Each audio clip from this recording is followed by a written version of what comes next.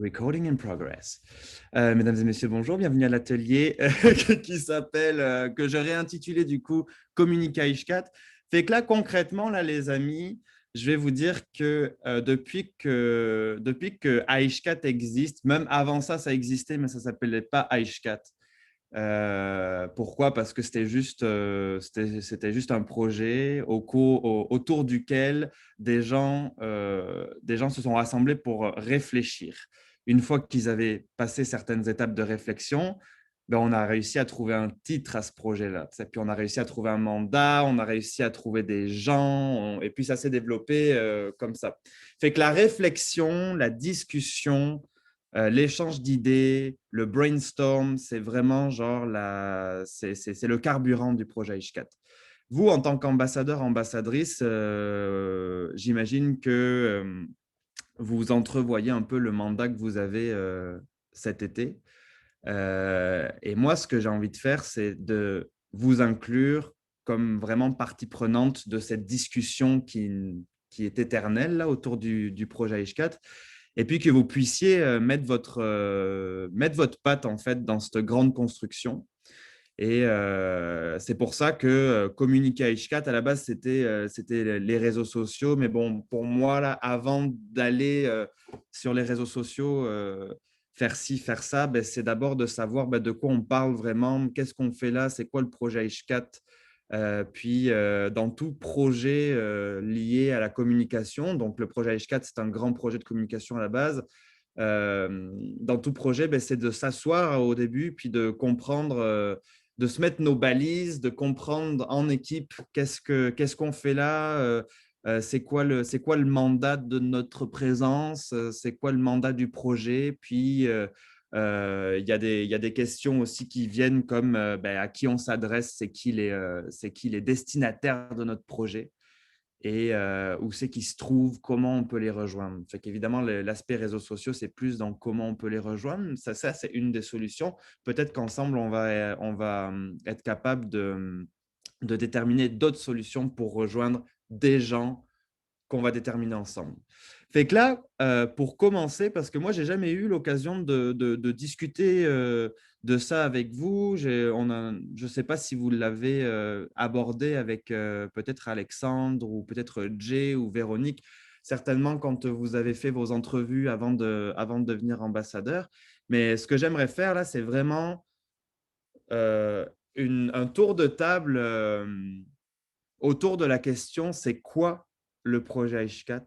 Ça évoque quoi chez vous? Pour vous, ça mange quoi en hiver? C'est quoi cette bibite-là? C'est pourquoi ça vous a interpellé? Euh, qu'est-ce que vous pensez que ça amène dans la scène socio-culturelle, politico-médiatico? Qu'est-ce que ça fait? Fait que là, évidemment, certains d'entre vous pourraient avoir envie de se garrocher sur le site internet et de me copier-coller ce que vous voyez sur le site internet ou alors sur le Facebook, mais je ne veux pas que ce soit ça. Je veux vraiment qu'on se concentre sur vous en tant qu'individu. C'est quoi votre ressenti? Peut-être vous en avez discuté autour de vous dans votre famille et tout ça. C'est quoi l'idée qui vient dans la discussion par rapport au projet Ishkat? Fait qu'on va faire un tour de table là-dessus. Moi, je vais prendre des notes que je vais vous partager. Et on va voir ensemble qu'on va construire de quoi de hot qui va nous permettre vraiment, là je vous le dis, là c'est pas un atelier de formation, là c'est vraiment un atelier, là vous êtes les deux mains dans la pâte à farine, dans la pâte à pain, là tu sais, avec nous. Là. Ce qu'on fait ce matin, là c'est le début d'une grande discussion stratégique qu'on va mener à travers tout l'été et qui va placer Aishkat pour tout le reste de l'année. J'avais autre chose à dire. Oui, ben, ça sera l'occasion de travailler avec moi. Vous allez certainement vous rendre compte, ben, c'est parce que vraiment j'ai bu 2 cafés ce matin, là, fait que j'ai pas mal d'énergie. J'aime ça voir de l'énergie, j'aime ça voir les gens, j'aime ça vous écouter, j'aime ça entendre l'opinion des gens. Fait que n'hésitez pas à parler, n'hésitez pas à lever la main, n'hésitez pas à partager ce qui vous passe par la tête. Soyez complètement dégênés. Je déteste voir des gens gênés devant moi. Et si je vous vois gênés, je vais vous dégêner. Mais franchement, là, allez-y, go, on est une équipe, puis on a besoin de se comprendre, puis d'aller au fond de notre histoire ensemble. Fait que là, je vais vous partager l'écran. On va commencer la réflexion. Où c'est que c'est? C'est par là. J'espère que mon Internet est assez puissant pour que vous puissiez voir. Vous me dites si ça lag. Comment je peux faire pour… OK, galerie, c'est bon. Je vais agrandir ça comme ça, je vois tout le monde. Parfait.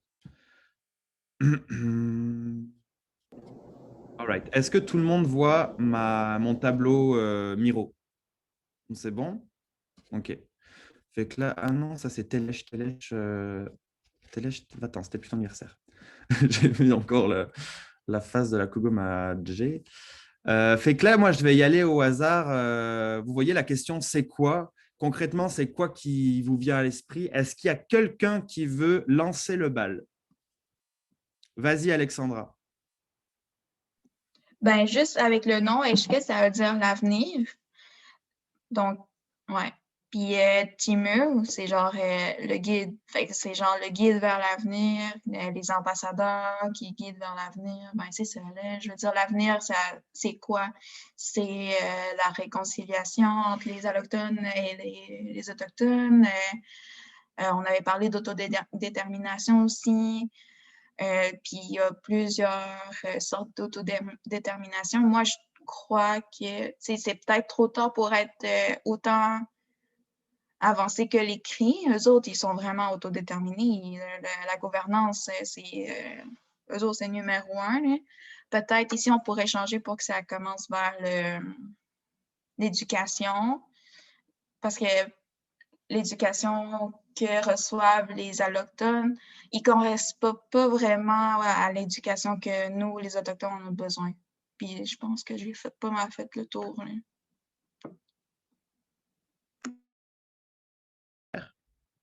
Non, je disais, OK, super, désolé, là, j'étais muet. Donc, éducation propre à nous.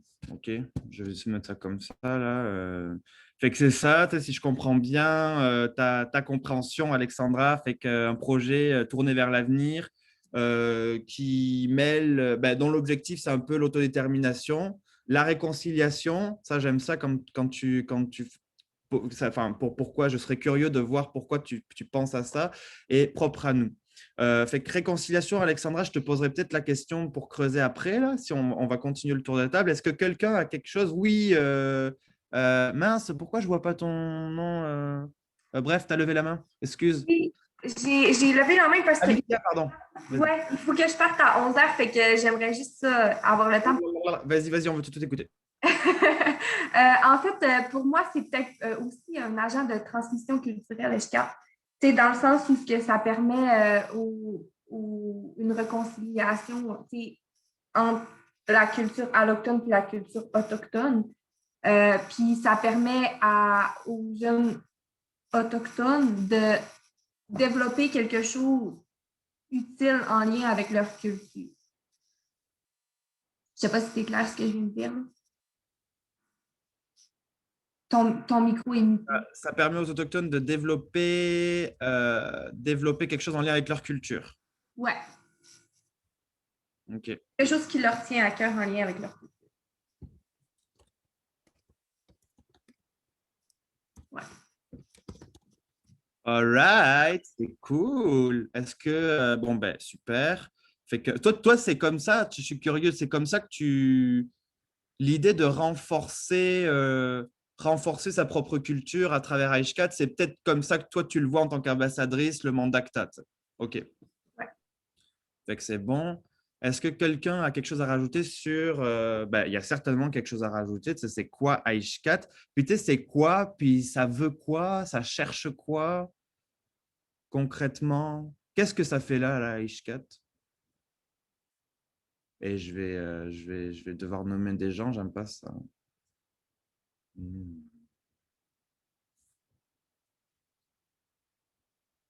Oui. Moi, je pensais que c'était plus pour allier des gens, puis c'est pas être seul dans ton coin, tu es la communauté, avoir plusieurs communautés de nous. Tu peux se rassembler, puis partager des idées, des trucs dans ce genre-là. Je ne sais pas si j'ai bien compris, c'est l'idée de rassembler des communautés? Ouais, un peu comme. est supposé pas avoir Betty Leco Slack John, mais il y a Pessamit, Mashviat, puis Ouais. Et rassembler les communautés pour faire quoi? pour la C'est quoi le discussion, but? le partage des savoirs et des idées, là, en gros.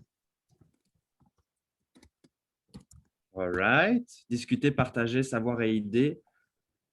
Je me permets de creuser un peu plus. À votre avis, pas forcément toi que James, là, mais les autres, là, quel savoir et quelles idées? Quel genre de savoir, quel genre d'idées?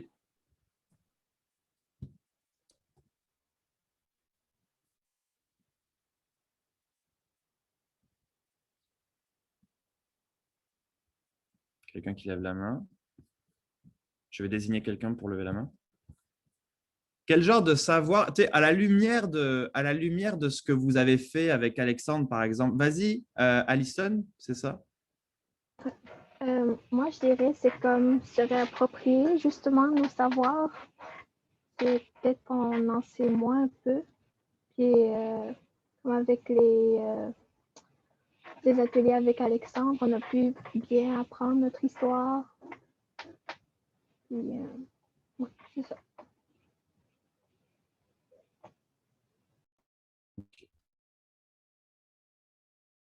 Ah, mon Dieu, j'arrête, je vais laisser mon micro ouvert, ça sera plus simple.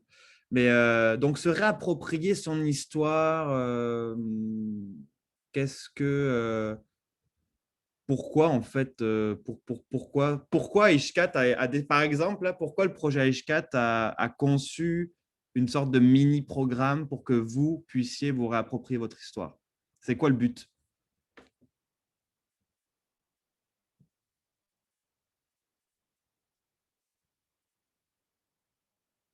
Ben, j'ai l'impression qu'on peut pas vraiment parler d'avenir si on n'a pas, genre, on connaît pas ce qui s'est passé dans le passé. Fait que si on connaît notre histoire, ben, c'est comme ça qu'on va pouvoir ben, faire des actions concrètes pour l'avenir et tout ça. C'est bon ça? Ben, c'est un peu, oui, c'est un peu c'est bingo, là, Marianne, 10 sur 10, absolument, c'est ça.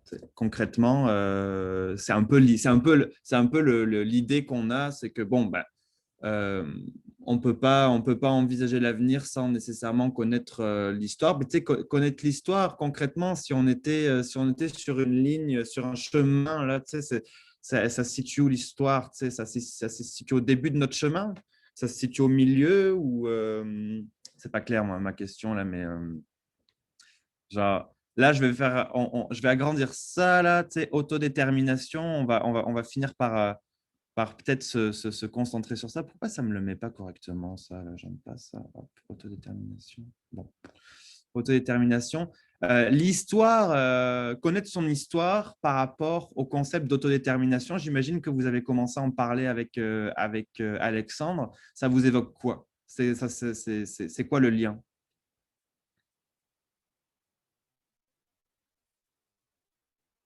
Puis là, j'ai envie d'entendre. Pourquoi je ne vois pas les noms sur ça? Je suis obligé de deviner, fait que ça me permet de remémorer vos noms.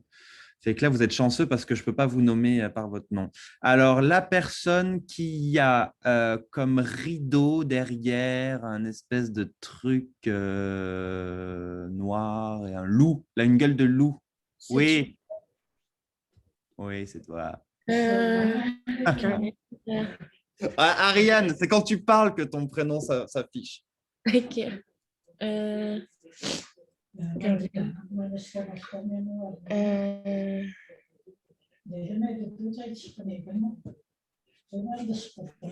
sais pas quoi dire. En fait, tu sais, genre, avenir, autodétermination, histoire, savoir. Marianne, tu avais l'air de dire bon, il fallait un peu comprendre notre histoire pour pouvoir correctement envisager l'avenir. Est-ce que tout le monde autour de la table est à l'aise avec cette idée-là, avec ce concept-là? OK. Fait que, et puis, peut-être que on va passer directement on va rentrer dans le lard, mais l'autodétermination, est-ce que vous avez comme une idée est-ce que quelqu'un autour de la table peut me donner une sorte de définition de comme, qu'est-ce que c'est que ce truc-là, l'autodétermination, ce gros mot-là? Là, vous devez, là quand même, est-ce que je rêve ou vous n'avez pas fait les ateliers sur l'autodétermination, c'est cette semaine en fait, c'est ça? Oui, à partir de demain. Ah, c'est pour ça, d'accord. Fait que peut-être qu'on va éviter ça, tu sais. Mais ok. Non, mais on va oublier l'autodétermination pour l'instant. Je vais le mettre en orange. Mais ok, avenir. On va faire le lien avec avenir et histoire. Avenir, histoire fait que Marianne nous disait, comme je disais, de connaître son histoire, ça nous permet peut-être d'envisager l'avenir.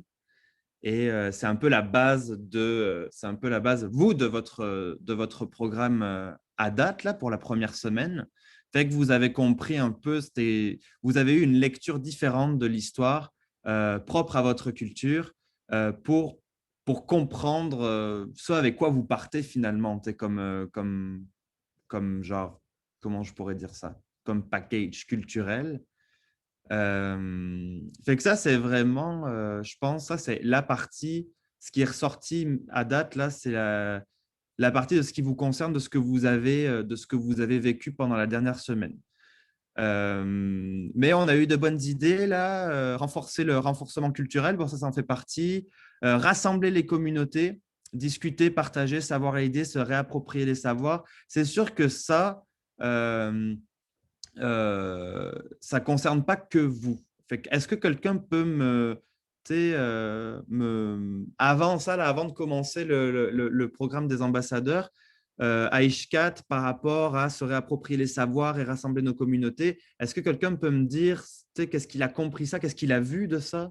Qu'est-ce que vous avez entendu d'Aishkat par rapport à rassembler des gens et se réapproprier des savoirs?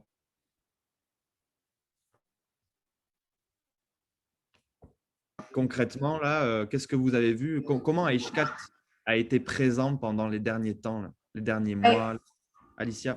Je sais pas si je peux répondre à. Je sais pas si ça va répondre à ta question, mais tu sais, moi, dans le fond, j'avais beaucoup vu passer H4 sur mes réseaux sociaux par l'ancienne cohorte d'ambassadeurs, dans le fond, là. Ouais. Surtout comme ça que je le connaissais. Puis, tu sais, je savais pas beaucoup de choses là, avant d'être intéressée à devenir ambassadrice moi-même. Tu sais, dans le fond, je savais que c'était un regroupement de 5 communautés Inuit. Ouais. Puis, c'est ça. Tu sais, dans le fond, moi, je l'avais principalement vu par les ambassadeurs sur mes réseaux sociaux. OK. Puis, les ambassadeurs, qu'est-ce que tu avais compris de ce qu'ils faisaient les ambassadeurs à ce moment-là ou ce que le projet offrait comme service ou comme activité? Écoute, je ne veux pas te décevoir, mais à ce moment-là, j'avais pas compris beaucoup de choses. J'avais pas l'information avant de m'arrêter puis d'aller lire sur le site Internet, parce que le site Internet de H4 est très bien fait, là. Et avant de m'arrêter puis d'aller lire sur le site Internet, juste avec les réseaux sociaux, je savais que ça existait, mais je ne savais pas qu'est-ce que ça faisait, là. Moi, personnellement. OK.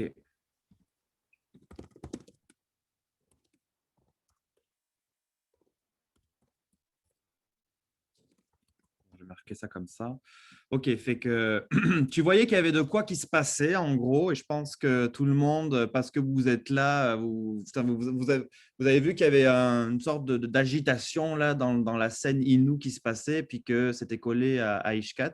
Mais est-ce que vous avez, à part les ambassadeurs jeunesse, qu'est-ce qu'il y a comme activité, qu'est-ce qu'il y a pu y avoir comme activité pendant la dernière année, par exemple? Vous ne savez pas? Non, parce que moi, je me rappelle que quand j'ai vu l'appel de candidature, je me rappelle que je savais c'était quoi, plus ou moins. Puis c'était pas la première fois que je voyais le nom, mais concrètement, non, je ne savais pas qu'est-ce qu'il y avait eu comme activité ou qu'est-ce qu'il y avait eu comme action concrètement.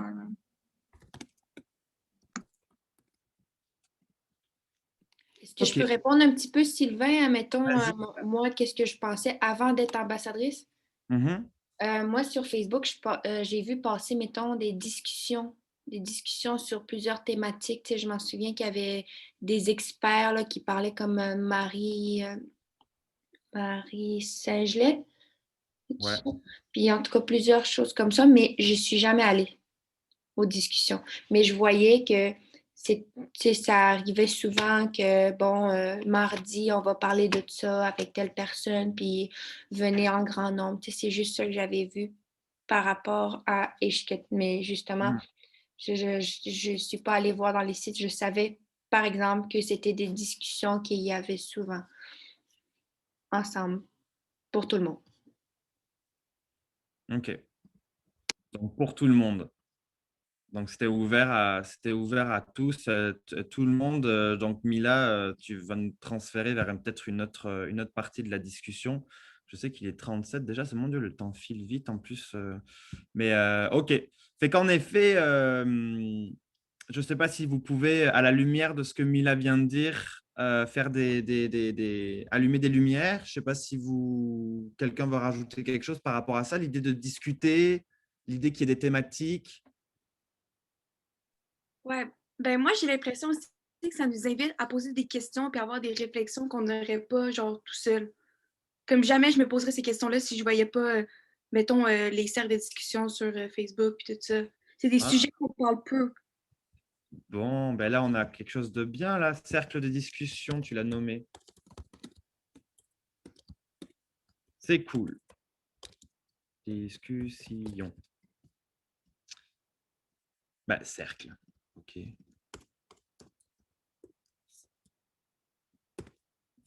Donc, des cercles de discussion qui permettent d'aborder plusieurs thématiques avec plusieurs personnes de différentes communautés dans lesquelles on se pose des questions puis on a des réponses. C'est quoi, selon vous? Je ne sais pas si vous avez déjà participé à un cercle à Ishkat. Qui c'est qui a déjà participé là concrètement ou qui est déjà passé? Ouais, Alexandra ou Alison, OK. Concrètement, comment on pourrait définir ces espaces-là? C'est quoi ces rendez-vous-là? Oui, ça permet de discuter, ça permet de se poser des questions, poser des questions, pardon. Ouais, Manon, tu veux. Ouais, merci. Mais c'est quoi ce qui différencie ces activités-là d'autres activités que vous avez pu voir dans vos communautés ou dans la sphère autochtone de manière générale? C'est quoi qui caractérise les cercles Aishkat? Est-ce que quelqu'un peut… Comment vous vous êtes senti pendant que vous avez participé à ces cercles-là? Ben, c'est très convivial, puis il n'y a pas… Peu importe l'opinion d'une personne, ben, ce sera pas jugé. Ça va être genre, ah, OK, pourquoi tu penses ça comme ça? Puis ils vont t'inviter à plus creuser sur ta réflexion, puis peut-être… Mais je me suis pas… Ben, j'ai pas remarqué de correction durant Ben, j'ai participé à une seule discussion, mais j'ai pas vu de correction, genre, non, tu devrais pas penser ça parce que ça, c'était vraiment plus, ah, OK, pourquoi? Peux-tu élaborer? C'était vraiment comme un safe space, un peu de discussion. OK. Avec un safe space. J'aime bien l'idée de safe space, un espace sécuritaire. Est-ce que c'était comme… est-ce que ça faisait du bien? C'était quoi? C'est nouveau dans votre sphère? Est-ce que c'est pertinent d'avoir un safe space selon vous? Ben, c'est pertinent Ouais. C'est sûr, parce que moi, si j'avais cette discussion-là sans médiateur, je suis vraiment extrêmement têtue, puis c'est difficile de me faire changer d'avis.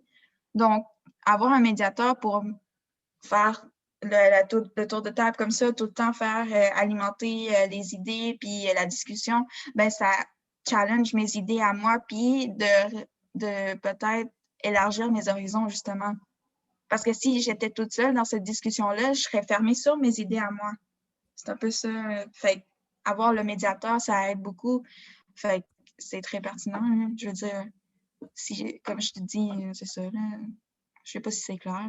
Là. C'est super clair. Merci, Alexandra. Tu sais, tu l'as dit, c'est ça qui a été voulu et qui est voulu perpétuellement. Tu sais, c'est comme ça s'alimente tout le temps. Tu sais, les cercles Aishkat, je pense qu'il y a pas mal de monde qui a fini par comprendre qu'en effet, c'était un espace sécuritaire de dialogue, d'échange, un espace où on pouvait apprendre des choses, où on pouvait partager des affaires. Puis, ça, là, le cercle Aishkat, à la lumière de ce qu'on a dit au début, là, donc l'avenir, le renforcement culturel, l'éducation propre à nous, rassembler nos communautés, est-ce que vous voyez que ça fait du sens? Puis à quel besoin finalement ça répond tout ça? Est-ce que ça met le doigt sur quelque chose? Est-ce que ça vient bonifier quelque chose? Qu'est-ce que vous en pensez de ça, la pertinence du cercle Aishkat là, par rapport au fait qu'on regarde l'avenir puis qu'on veut rassembler du monde de différentes communautés? Je ne sais pas si c'était vraiment une question que je posais. Mais... Je voudrais pas prendre trop de place, là, Sylvain. Vas-y, là, Mila, prends-en de la place. Prends-en. OK. Ben, moi, je pense que ça répond à un des besoins là, que j'ai remarqué. Puis, dans mon expérience de discussion Zoom, là, tu peux faire le lien dans le rassemblement des communautés et les cercles Aishkat, puis que ça fait comme rassemblement plus que cercle de discussion égale appartenance à la nation. Parce que, tu sais, moi, j'ai rencontré des gens là, dans les Zooms, tu sais, mettons, je pense à Madame Marlène, là, tu sais, genre, salut Marlène, puis je l'aime tellement cette madame-là, là, surtout comment elle parle, puis, tu sais, j'ai invité ma mère à venir, puis elle était comme, ah, je l'aime tellement cette madame-là, j'aimerais ça la rencontrer et tout ça, puis c'est vraiment le fun, tu sais, d'entendre les expériences des autres gens, puis justement, le fait qu'il y ait un médiateur, c'est ça la beauté des cercles de discussion, tu entends tout le monde, tu entends les nuances, surtout, tu sais, tu le vois d'un autre côté, puis tu es comme, ah, c'est vrai, puis, tu sais, tu rencontres des gens, puis c'est bien le fun, surtout en temps de pandémie, là, je veux dire, ça faisait du bien là, d'avoir une petite soirée comme ça, très gratifiant. OK. Ben, c'est super. Merci beaucoup, Mila, d'avoir fait cette espèce de petit lien-là. Donc, rassembler des communautés, rencontrer des gens à travers les cercles et sentir un espèce de sentiment d'appartenance à la nation. Fait que là, on embarque dans un autre volet de notre discussion ce matin. Qu'est-ce que c'est que ça, la nation? Qu'est-ce que ça vous évoque? Est-ce que ça vous parle? Est-ce que c'est quelque chose que vous connaissez? C'est quoi la nation? Et peut-être qu'on peut parler de laquelle de nation, tu sais? Nation.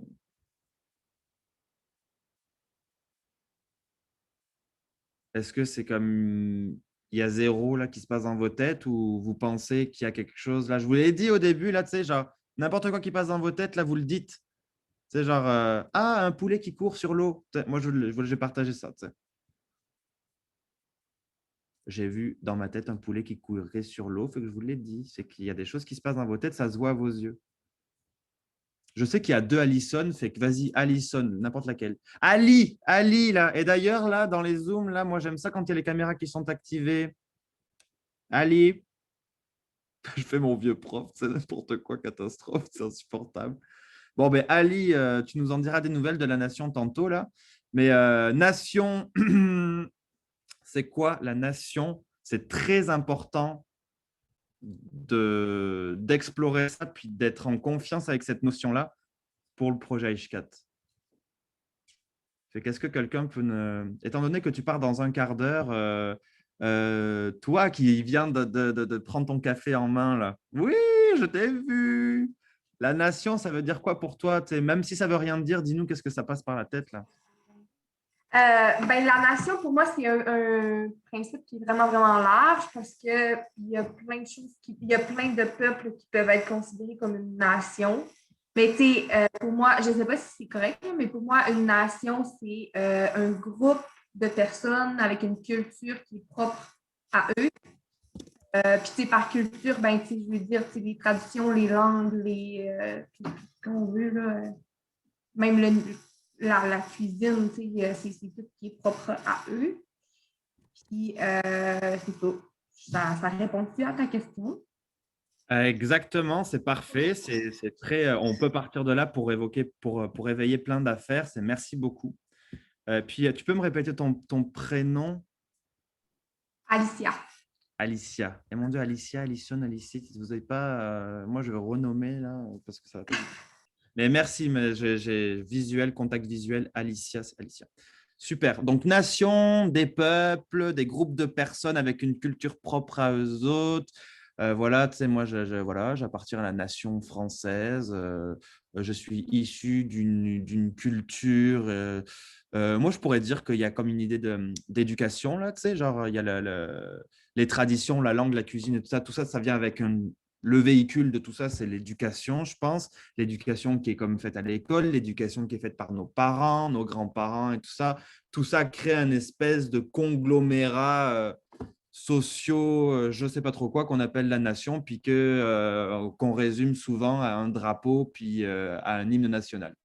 Mais pour vous, évidemment, les Inuits, c'est beaucoup plus que ça. Fait que concrètement, là, j'ai envie de poser la question, la nation Innu, votre connexion Internet est instable, ça me dit. Ouh là, ça commence à m'énerver. Nation Innu, concrètement, c'est quoi ça? Qu'est-ce que c'est cette affaire-là? La nation Innu versus le reste des autochtones, Québec, Canada. Vous allez certainement explorer ça avec Alexandre Bacon. Mais écoutez, s'il n'y a personne qui veut dire de quoi là-dessus, je pense que je peux embarquer sur quelque chose qui va nous permettre d'aller un peu plus loin dans la discussion. Ben, en fait, juste, ben, tu sais, genre, je me retiens beaucoup de ne pas parler justement parce que je veux laisser la place aux autres, là, comme Mila disait. Tu sais, le peuple Innu, en tant que tel, il est surnommé le peuple rieur. Mais les Autochtones, en général, ils rient beaucoup aussi. Mais spécifiquement les Inuits, juste le nom du livre de Serge Bouchard, c'est appelé comme ça. Ouais. Mais pour rebondir sur ce que tu dis, on ne va pas mettre le rire, c'est homologué, telle nation, telle autre nation n'a plus le droit d'avoir le rire. Ça veut-tu dire parce que les Japonais rient pas du tout que comme tous les autres sont obligés de rire? Ça ne marcherait pas non plus. Là. Fait que je pense que c'est important de voir au niveau d'une nation à quoi tu t'identifies qui rassemble toute la nation, mais ça ne veut pas dire que les autres n'ont pas le droit de l'avoir non plus, là, en tout cas. Donc, le rire est rassembleur. Pour alimenter la réflexion, c'est pas parce que les autres le sont qu'on n'a pas le droit de l'être dans ce qu'on décide d'être. Maintenant, elle nous amène dans des discussions philosophiques là, ce matin. Là. Oh là là là là là là là. Ouais.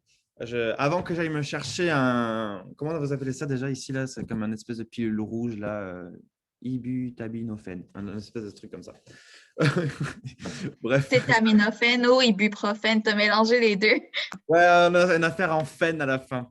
Bref, pas de mal de tête, mais oui, donc le peuple rieur, le rire, c'est rassembleur, c'est comme ça définit la nation. Puis c'est vrai que les Inuits aiment ça, tu sais. Moi, c'est souvent quand j'entends Jessica, c'est dommage qu'elle ne soit pas là, mais elle me dit souvent « Ah, je suis allée à telle place et telle place, puis il y avait des Inuits, puis on a ri, puis on était contents d'être ensemble. » Puis ouais, il y a comme une espèce de… il y a comme une fierté là-dedans. Est-ce qu'on peut parler de fierté? Je ne sais pas si ce terme-là… Acouphène, Sylvain? Ah oui, c'est ça. Mais alors, attends, parce que par rapport à où est-ce que je veux en venir, j'aimerais ça qu'on fasse un lien avec ce qu'on a dit au début sur c'est quoi le projet HCAT. Puis on a dit que c'était tourné vers l'avenir, qu'il fallait rassembler, que c'est comme l'idée de rassembler les communautés, de se réapproprier les savoirs, de discuter, de partager avec du monde, du renforcement culturel. Là, on a dit qu'il y avait comme une culture, la nation, la culture propre à tout le monde. Fait qu'Aishkat veut faire du renforcement culturel. Fait qu'en fait, Aishkat, par rapport à ça, là, par rapport à la nation, puis à ce qu'on donne comme attribut à la nation. C'est comme une culture propre à un groupe de gens. Avec Aishkat, on va faire un renforcement culturel et rassembler des communautés.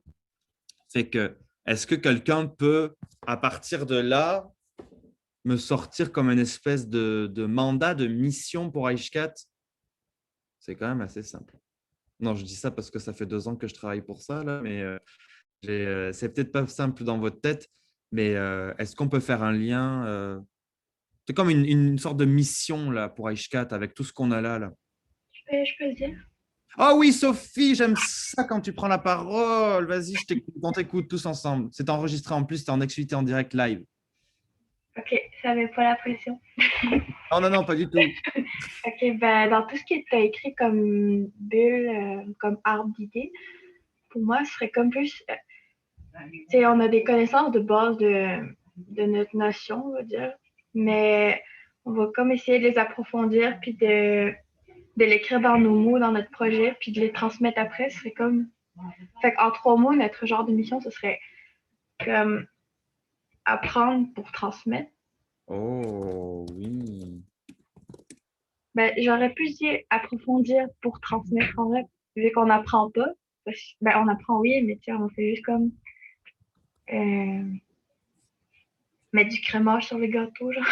Je parle tout le temps en métaphore parce que j'ai de la misère avec les mots. Moi, j'aime ça aussi. Okay. Fait on va le mettre. La crème sur le gâteau. Crème sur le gâteau. Ok. Puis quel gâteau? Attends, parce que là, tu me parles de gâteau, là, mais le gâteau, il correspond à quoi? Ben, c'est tout ce qui était écrit en haut, c'est All right.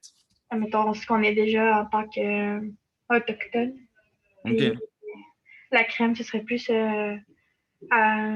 comme à propos de l'autodétermination qu'on n'a pas encore vu et qu'on va voir. Ben, on a des connaissances déjà, c'est comme le gâteau, mais la crème, ce sera ce qu'on va apprendre plus, c'est ça que je veux t'expliquer. Ah, j'aime ça cette idée-là. Ok, ben, c'est super, merci Sophie. C'est sûr que là, moi, c'est comme 100% sur le mandat des ambassadeurs jeunesse. Apprendre, approfondir pour transmettre.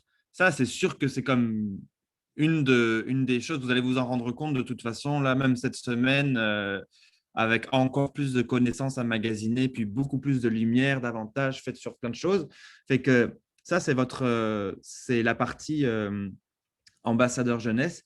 C'est sûr que bon là, je vais le faire rapidement pour qu'on passe à une autre partie de la discussion. Tout ce qu'on a dit là, ça fait beaucoup de sens. C'est ça. On a parlé des cercles Aishkat, les cercles Aishkat, des espaces sécuritaires pour le dialogue, une réflexion sur le renforcement culturel. L'histoire, l'éducation propre à nous, bon, ça vient alimenter votre mandat à vous, qui est d'apprendre, approfondir pour transmettre à ce stade-là de votre mandat, évidemment. Mais Aishkat, c'est autre chose aussi. Enfin, c'est pas autre chose, c'est comme il y est. L'idée derrière, on ne va pas se le cacher, on va pas se le cacher. L'idée derrière, c'est de vraiment donner du gaz à la nation Innu en tant que regroupement qui doit se regrouper et qui doit se donner comme une espèce de cap pour faire. Alors, pour faire quoi? On aura le temps d'en discuter, puis je pense que vous allez très certainement être alimenté de plein d'idées avec Alexandre sur les discussions sur l'autodétermination, puis qu'est-ce que ça va apporter, ça, comme jus, comme motif, comme objectif en tant que groupe. Mais l'idée, c'est ça, c'est de vraiment avoir un espèce de… Tu disais, Marianne, là, l'histoire, c'est de savoir… On ne peut pas envisager l'avenir sans connaître notre histoire. Moi, j'ai comme une définition de l'autodétermination qui est d'ailleurs donnée dans la vidéo de présentation du projet qui est sur le site internet, là. Mais donc, Aishkat veut faire partie de l'autodétermination de la nation Innu. Ce n'est pas le seul agent d'autodétermination. L'autodétermination, c'est des individus, c'est des groupes, c'est la nation qui le fait. Mais l'autodétermination, pour moi, c'est de savoir d'où on vient, donc de comprendre notre histoire, de comprendre qui on est quelque part, de déterminer où c'est qu'on veut aller comme groupe, comme individu, c'est quoi qu'on veut voir dans notre avenir.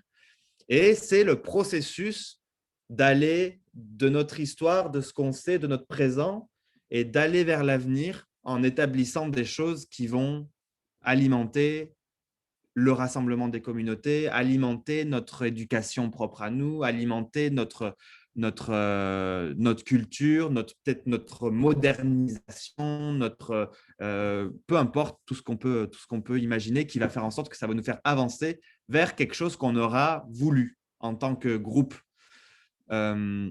Fait qu'on va clore la discussion à propos de ça. On a quand même pas mal fait le tour.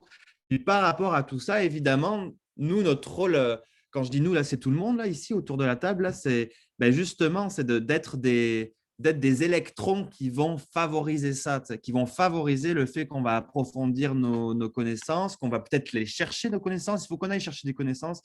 Qu'on va organiser des rencontres, des cercles à H4, on va être des agents de tout ça, des entremetteurs de tout ça.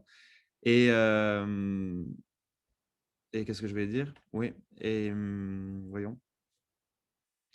Oui, et puis,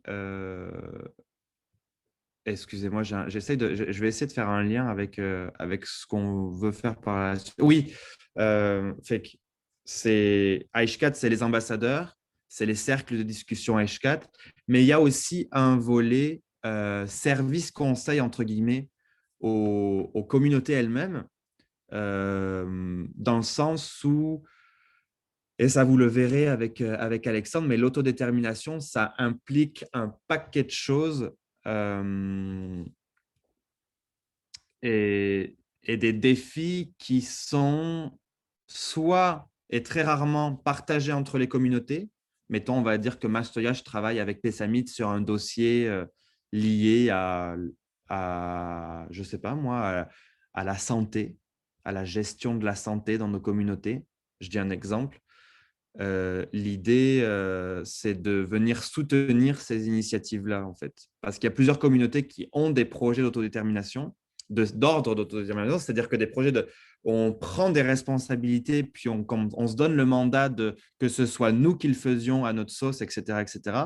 Fait que H4 se situe quand même un peu là aussi. Mais à date, depuis 2 ans, on a essentiellement fait des cercles de discussion, de l'approfondissement de connaissances, de développer un esprit d'appartenance à la nation. On a fait ça simplement en rassemblant du monde autour de la discussion, autour de thématiques, etc., etc. C'était comme une grande mise en bouche, en fait.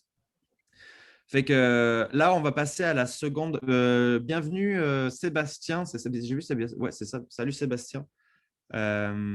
Juste pour te situer, puis ça, tu tombes à pic là parce que vraiment on a fait comme une première partie de la discussion ce matin. On a essayé de voir qu'est-ce que c'était H4 en fait. Puis là, attends, hop, je vais mettre ça en blanc pour pas que tu vois ça pour l'instant, tu sais. Mais juste pour clore un peu ça, est-ce que toi tu peux nous dire, tu sais, en dehors du mandat des ambassadeurs, en dehors de ce que tu sais de votre programmation en tant qu'ambassadeur, toi, comment ça t'est venu comment H4 s'est présenté à toi? Puis qu'est-ce que tu as retenu qu'est-ce que c'était cette bibite-là, H4? Ça servait à quoi? Peut-être que je t'embarque directement dans la discussion avec cette question. Si tu veux 5 minutes pour y réfléchir, vas-y là, mais à vif comme ça, là, pour toi, H4, c'est quoi? H4, pour moi, c'était quelque chose qui permettait d'instruire, de transmettre un savoir, puis de permettre de créer le début d'une chaîne de parole, de bouche à oreille. Fait que former du monde, leur permettre de savoir de quoi ils parlent, d'avoir de l'expertise dans ce qu'ils parlent, qui peuvent par la suite transmettre cette même information à d'autres personnes. Oh oh! Bon, parfait, là, c'est comme… tu as compris un peu le sens de… voilà, c'est ça, approfondir, transmettre, échanger nos idées, des connaissances, qu'est-ce qu'on avait dit? Développer notre éducation propre à nous, faire du renforcement culturel, se réapproprier des savoirs. Évidemment, on a mis ça tout en contexte de Aishkat, le terme qui veut dire avenir, regarder vers l'avenir, fait que finalement, c'est, comme tu dis, se doter de savoir. Puis, toi, tu as vraiment mis l'accent sur l'idée de transmission, de chaîne. C'est super important, ça, l'idée de chaîne. Vous êtes des maillons, tu sais, des maillons de cette chaîne.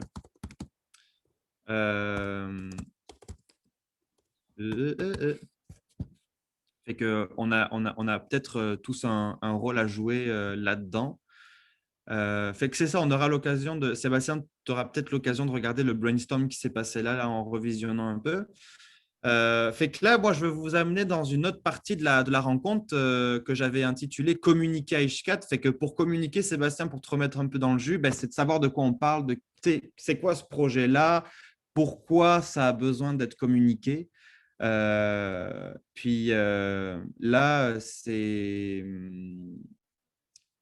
il y a une bonne partie de cette réflexion-là qui, je pense, même si ce n'est pas clair dans vos têtes à tous là, pour l'instant, ce matin, là, je pense que ça va vous aider à correctement digérer ce que Alexandre va vous partager cette semaine.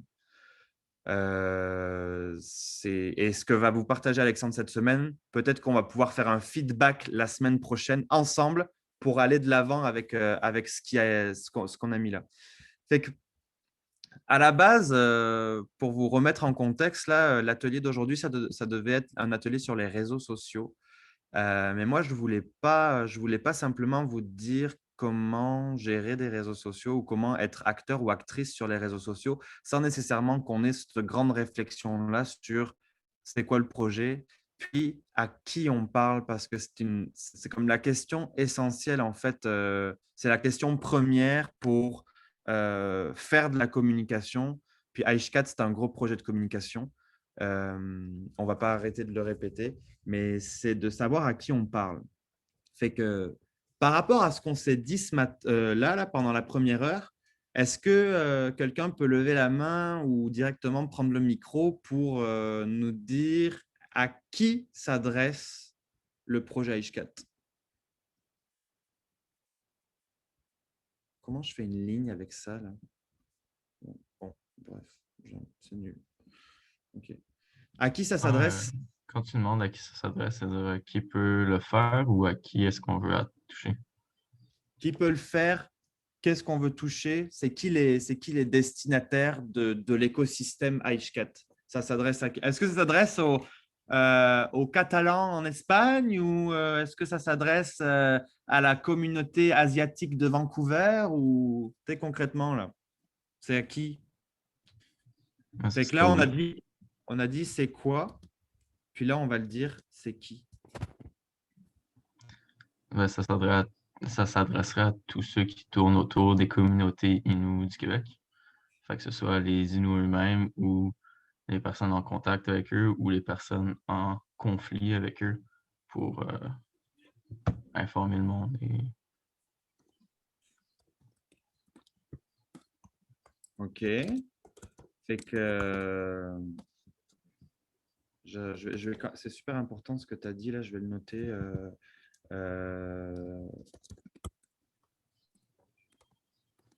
Ceux qui sont en conflit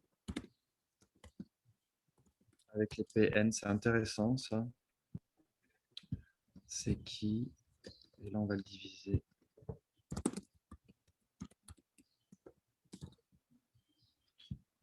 Ok, ceux qui sont en conflit avec les Premières Nations. Fait que là, ton idée, Sébastien, c'est vraiment Aishkat pourrait comme favoriser une forme de dialogue entre des parties prenantes qui sont comme autochtones, peu importe, Inuits. J'ai pas eu le temps d'y réfléchir abondamment, mais quand je devrais, c'est Aishkat au milieu, puis ce serait plusieurs cibles, des cercles autour avec différents, pas communautés, mais différents types de personnes qui rentrent dans certains cercles. Fait que très, très proche, on aurait les Premières Nations. Un peu plus, à certaines différences, on pourrait avoir d'autres Premières Nations de d'autres pays même qui pourraient s'inspirer du projet Aishkat. Tout comme je sais que des fois, on prend une inspiration de ce que les Maoris ont fait en Nouvelle-Zélande pour leur propre épanouissement. Tu sais, c'est quelque chose qui vient nous toucher nous, même si c'est un pays et des communautés vraiment différentes. Encore dans un autre cercle, on pourrait éventuellement avoir ceux qui sont en conflit avec les Premières Nations pour leur donner une meilleure compréhension, une meilleure exposure à la communauté. Ça pourrait être l'entièreté de la population québécoise dans un certain cercle pour qu'on puisse montrer qu'est-ce qu'il y a de bien chez les Premières Nations, qu'est-ce qu'on fait de beau, qu'on n'est pas juste du monde à qui il faut donner du support, mais qu'on est capable d'apporter quelque chose de très bien à l'entièreté de la communauté, de l'économie, de la culture. Je ne sais pas si les autres personnes veulent renchérir là-dessus, s'ils le voient comme une cible ou s'ils le voyaient plus comme une espèce de soleil avec des branches différentes. Qu'est-ce que vous en pensez, vous autres? Ouais, qu'est-ce que vous en pensez, vous autres? Ah, mais c'est super intéressant tout ça, là, tu sais, c'est comme, tu as vraiment une vision super macro, là. Je pense que Sébastien, tu as une vision super optimiste du mandat d'Aishkat, puis de la place d'Aishkat dans l'écosystème vraiment mondial, là. Fait que c'est cool d'être long-termiste, optimiste. C'est comme ça caractérise le projet H4 en effet, mais c'est sûr que ta réflexion va, tu sais, est-ce que par rapport à ce qu'on s'est dit là les autres ce matin, tout à l'heure, le public cible à la base, à qui on parle, ça concerne qui principalement H4? Ça concerne qui? Est-ce que ça me concerne principalement moi, français immigré, là? Ben, moi, j'aurais compris plus que c'est pour les Inuits, par les Inuits, mais c'est pas vrai parce que Sylvain et Manon, vous êtes là. Mais je veux dire, vous êtes des alliés. Vous n'êtes pas seulement là pour... en tout cas, je ne sais pas si c'est clair ou si ça a du sens. Mais concrètement, je sais qu'Alexandra, notre présence infuse ta réflexion, là. C'est sûr que parce qu'on est là, nous, on est dans le par, là. On est dans le par, nous, là. Manon et moi, là, on est dans le par. Mais est-ce que c'est pour Manon et moi? Non, parce que nous, à la limite, tu sais, c'est comme s'engager comme vous, on le ferait pour quelque chose qui. Ben, bref, nous, on est toujours à s'engager pour tout et n'importe quoi avec Manon, là, mais si on devait faire le même exercice, développer le même projet, ben, on le ferait pour nous, là, on le ferait en France et le projet il s'appellerait Avenir. Ça deviendrait peut-être un parti politique, puis on se concentrerait à parler aux Français. Ouais. Pour les Inuits, par les Inuits, mais ça, c'est essentiellement, tu sais, je te dirais, tu es comme à 100% là-dessus, là, c'est ça. C'est évidemment de par les Inuits, il y a tout un tas de... Nous, on le présente comme ça, H4 s'est présenté comme ça depuis longtemps, là, mais c'est vrai que dans le par, il y a beaucoup de monde. Quand je ne sais plus si c'est Marianne qui parlait de ça tantôt, là, le fait qu'on ait... Non, c'était Mila. Le fait qu'on ait eu des cercles de discussion avec des experts qui soient venus pour mettre un peu de lumière sur différents sujets de ça. Ces gens-là, là, ils venaient d'un peu partout. Ils étaient Inuits, Atikamekw, ils étaient Québécois, Canadiens. Je ne sais pas si on a eu des gens de l'international encore, là, mais certainement que quand tu dis, Sébastien, s'il y a certainement des gens de l'international ou peut-être d'autres nations, d'autres nations autochtones un peu partout là, qui peuvent venir alimenter la grande réflexion à Ishkat. Fait que c'est sûr qu'on en a parlé et puis ça va venir dans un futur certainement proche. Là. On va aller rencontrer les autochtones de l'Ouest et on va leur dire mais comment vous avez fait votre autodétermination là, ça nous intéresse. Fait que c'est comme d'après ce que je vois là, c'est comme peut-être Aïcha va être une éponge de savoir et de connaissances, un maximum de choses positives pour aller vers l'avenir, fait que donner du sens positif à ça. Mila? Ouais, moi, je voulais juste apporter que, tu sais, pour les Inuits, ben, il y a plusieurs types d'Inuits, je dirais. Il y a les Inuits hors communauté, il y a les aînés, il y a les Inuits qui sont peut-être frustrés parce que qui s'est passé dans le passé ou blessés de ce qui s'est passé dans le passé. On a les Inuits activistes, mettons, je te dirais comme nous. On a les Inuits traditionnels qui ne vont pas faire les discussions Zoom, là, mais qui sont activistes à leur façon, dans le Nudimut, peu importe. En tout cas, moi, je pense qu'il y a plusieurs. C'est ça, c'est très diversifié comme Inuit. Ok. Oui, en effet, c'est très diversifié. Puis on revient. Merci Mila pour me mettre sur la bonne voie pour la suite de la discussion. On a évoqué tantôt c'est quoi Ishkat, qu'est-ce que ça voulait faire, rassembler les communautés, rassembler les gens, développer un sentiment d'appartenance à la nation Innu. Fait qu'évidemment, là-dedans, il y a quelqu'un qui a évoqué 5 communautés. Ça, je vais le démystifier tout de suite. Parce que, est-ce qu'il n'y a que 5 communautés dans la nation Innu? Non, hein, il y en a beaucoup plus. Il me semble que ça dépend dans quel… c'est quoi? C'est 9, 10 ou 11? Je ne sais plus. Si on inclut les Inuits du Labrador. En tout cas, bref. Les 5 communautés Inuits, là, c'est le début du… On est encore dans le début du projet Ishkat, je vous le dis là, parce qu'étant donné qu'on regarde l'avenir, on n'en est vraiment qu'au début. Fait que, étant donné que le projet est porté par le Conseil tribal Mamouitoun, le Conseil tribal Mamouitoun a comme mandat d'agir auprès de 5 communautés qui sont sur la première partie de la côte nord, là, puis en incluant Mastoyage. Fait que c'est pour ça qu'on parle de 5 communautés, mais vous vous doutez bien que finalement, le projet s'adresse à pas mal plus de communautés. Tu sais. Et puis, comme tu dis, Sébastien, c'est sûr que dans la réflexion qu'on peut faire ou les réflexions desquelles on peut tirer une certaine inspiration, on peut élargir ça aux communautés autochtones du Québec, on peut élargir ça à beaucoup plus loin. Mais le mandat initial, c'est évidemment de s'adresser aux Inuits. Et comme tu dis, Mila, il y a une grande diversité d'Inuits. Et puis, c'est là que ça devient intéressant dans notre travail et dans votre travail que vous allez pouvoir faire cet été en tant qu'ambassadeur. Et puis, peut-être par la suite, dans les projets que vous allez mener pour votre nation, pour votre communauté, peu importe, c'est d'avoir ce filtre-là que il y a plusieurs sortes de gens dans cette grande nation Innu, en fait. Alors, l'exercice, là, ça va être de faire ce qu'on appelle les personas dans n'importe quel projet de communication, dans n'importe quel projet, peut-être dans n'importe quel business qu'on veut lancer. Il faut qu'on se concentre sur à qui on s'adresse. Puis, l'idée de faire les personas, c'est de faire des profils types, en fait, de gens. C'est vraiment d'asseoir, de faire le portrait des gens à qui on veut s'adresser, à qui on veut vendre un produit, à qui on veut offrir des services. Le fait de cloisonner, en fait, et de faire le portrait de ces gens-là, au lieu de dire « Ah, on s'adresse aux Inuits », non, on s'adresse à Inuit A, Inuit B, Inuit C, Inuit D. Ça va nous permettre de développer des projets de communication qui fit en fait avec ces profils-là.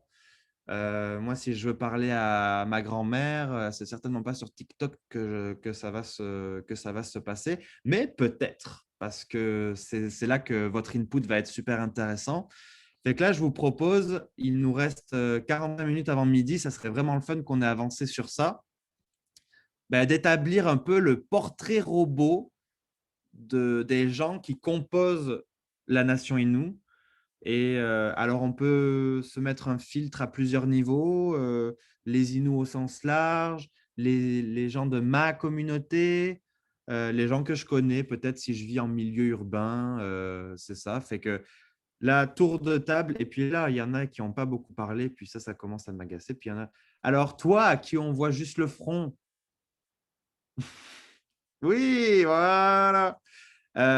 Est-ce que tu peux rapidement, comme ça, c'est quoi qui te vient en tête si on devait cloisonner un peu? C'est qui concrètement, là, mettons dans ta communauté, il y a quel genre de personnes? Est-ce que c'est qui là, les gens qui composent ta communauté?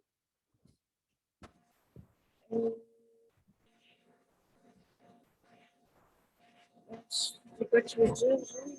Ben, toi, par exemple, Ariane, tu te mets dans quelle catégorie de gens?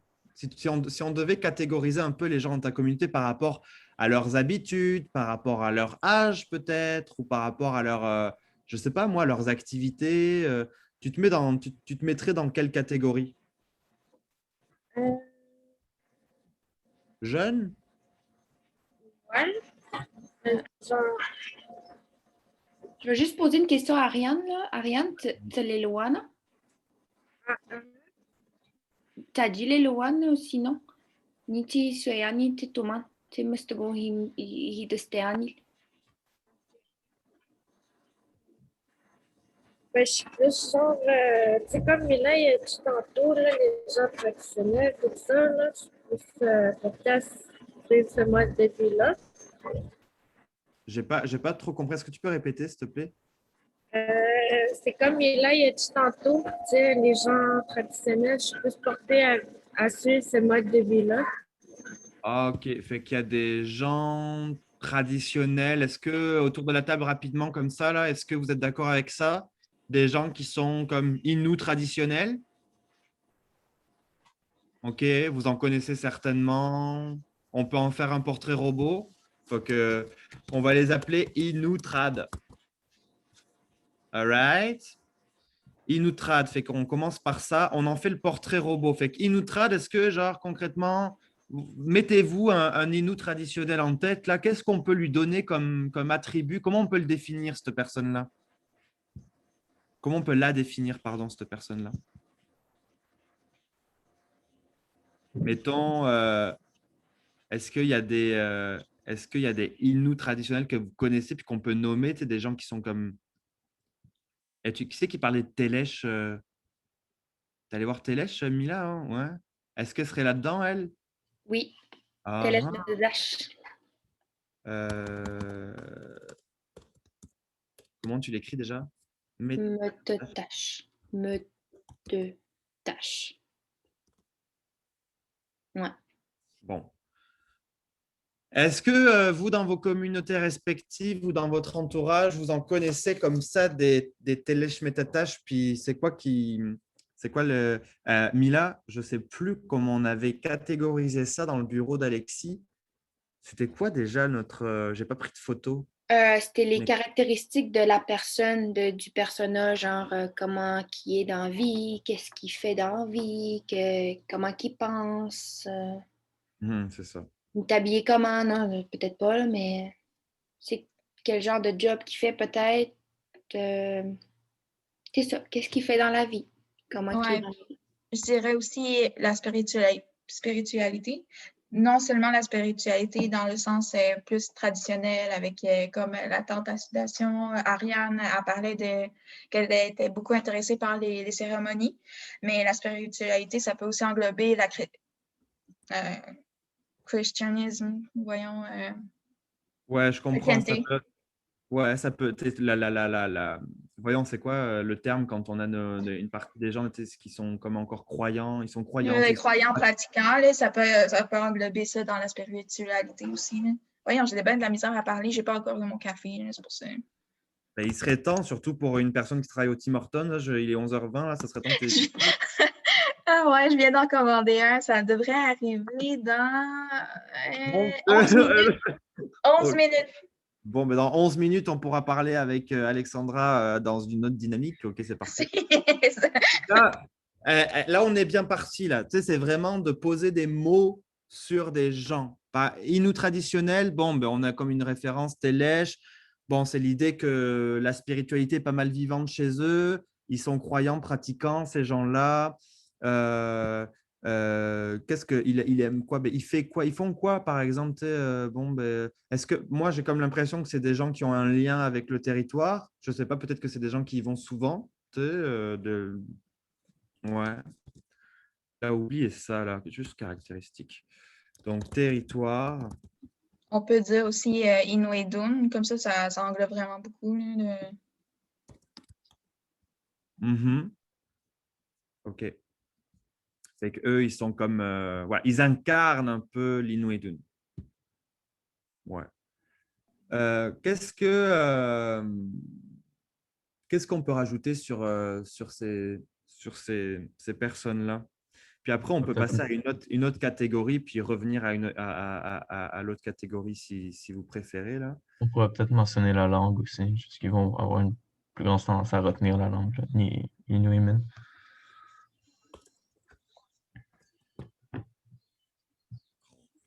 Oui, mon Dieu, ça.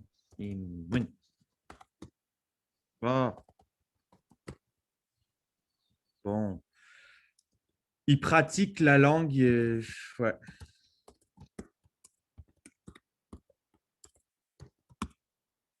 Ouais, ils l'ont encore bien dans leur quotidien, ça a l'air. Et concrètement, j'ai envie de creuser. Ils pratiquent la langue. Vous croyez que ces gens-là, le rapport Innu-français ou même anglais, là, mais c'est quoi? C'est du 90%, 10%? Est-ce qu'ils sont plus locuteurs d'Innu que locuteurs de français?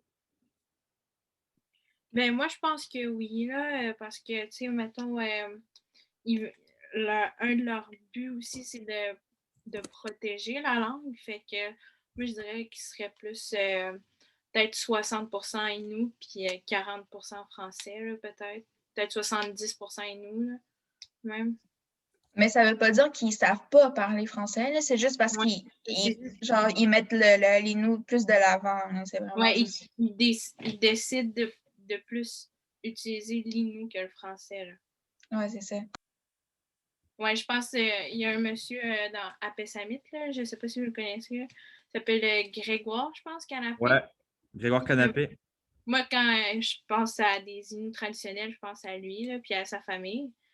Il parle plus Innu que français, là. Puis ils sont souvent sur le territoire et tout. Fait que, ouais. OK. Je pense à lui.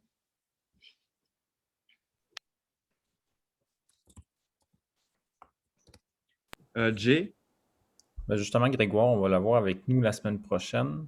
Il va être avec nous mercredi, là, fait qu'il va pouvoir nous parler, lui, de sa vision à lui par rapport à ça. Puis moi, j'avais une question en fait pour vous par rapport à… On dit qu'on a ces gens-là qu'on qualifie de traditionnels parlent plus l'Innu. Puis j'ai envie de vous poser, est-ce que c'est autant l'Innu écrit que l'Innu parlé? Qu'est-ce qui est mieux? Parce que moi, je sais, tu sais, à Mashtouillat, on met beaucoup l'emphase sur l'oral, en fait, moins sur l'écrit, parce que beaucoup d'Inuits lisent moins l'Innu qu'ils le parlent, mais lisent très bien le français, par contre, parce que c'est ce qu'ils ont appris à lire, là. Donc, si on avait à mettre une importance, là, est-ce qu'on se concentre plus sur, par exemple, de l'audio puis de l'oral que sur de l'écrit? Ben, je peux répondre. Ah, désolée, vas-y. Ben, vas-y. OK. Ben, moi, je dirais l'oral parce que, mettons, il y a beaucoup d'aînés qui savent même pas écrire. Moi, j'ai mon grand-père qui sait pas écrire, mais il sait très bien parler l'Innu. Puis, tu sais, il me semble, je pense que c'est ça qui doit plus compter parce qu'avant, qu'est-ce qu'il dit que les Inuits y écrivaient avant? Fait que, tu sais, je sais pas, là, je pense à ça, là. Ben, justement, comme Marie-Pierre a dit, le dictionnaire Innu par Lynn Drapeau, il a été sorti genre dans les années 70-80. Avant ça, il n'était pas à l'écrit, c'était vraiment plus oral. J'avais vu justement un mini reportage sur elle. Elle a demandé à une de ses collègues comment t'écris Nemech, genre poisson. Puis là, elle a dit, sa collègue a dit N-E-M-E. Ben, tu sais, elle a écrit. Je vais pas me fourrer parce que je pourrais me fourrer facilement. Puis elle a dit OK. Puis Nemech, ma grande sœur, comment tu l'écris? Puis elle était genre, est-ce qu'on l'écrit pareil? Tu sais, elle ne savait pas. Fait que, tu sais, c'est vraiment Lynn Drapeau qui a mis l'écriture comme une langue écrite en tant que telle, genre avec des règles, parce que sinon tout le monde écrivait j'imagine s'il y avait à écrire en Innu, ils écrivaient comme ils l'entendaient, vraiment plus phonétiquement. Ouais, puis en plus, on a plusieurs dialectes, hein. Fait tu sais, mettons, le monde de Pessamit, ils parlent pas de la même façon que le monde de la Basse-Côte-Nord. Fait tu sais, ça aussi, ça ajoute des différences, là. C'est pas tout le monde qui l'écrit de la même façon. Mettons, tu sais, le dictionnaire Innu, là, il a comme standardisé la langue Innu en enlevant les L puis tout ça. Puis ça, c'était plus caractéristique aux personnes, aux Inuits de Mammoth Inuit, là. Puis c'est ça, là, c'est tout différent. Fait que moi, je dirais que oral, c'est plus... je sais pas, là, c'est compliqué. Ouais, ben c'est ça. Tu sais, moi, je parle vraiment très bien ma langue. Sur une note de 1 à 10, je me situerais dans le 7-8 sur 10. Hein. Mais comme pour lire, c'est rough. Là. J'ai des petits livres de Netihamak, Pipinismak. Voyons, c'est quoi l'autre, son nom? Tihan, Pipinismak, Kagos. Puis, tu sais, c'est des livres pour enfants, puis pourtant, j'ai de la misère à lire. Là. C'est rough. Là. J'ai, genre, juste une phrase, là, ça peut me prendre un bon 2-3 fois de lecture avant de comprendre c'est quoi ça dit. C'est comme mon arrière-grand-mère qui est pas capable de lire l'Innu, mais elle lit très bien la Bible, mettons. Mais elle parle très bien, là. T'es comment je vais te donner le livre parce que moi, je comprends rien.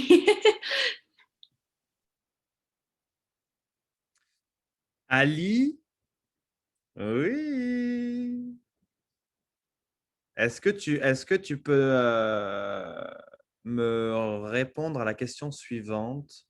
C'est Inutrad, là. C'est quoi leurs activités? Où c'est qu'on les trouve? Si, mettons, je vais à Pessamit, là, je vais aller en voir un, là, ou une, où c'est que je vais?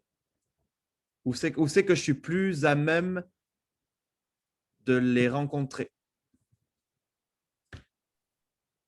Dans une activité. J'en ai aucune idée.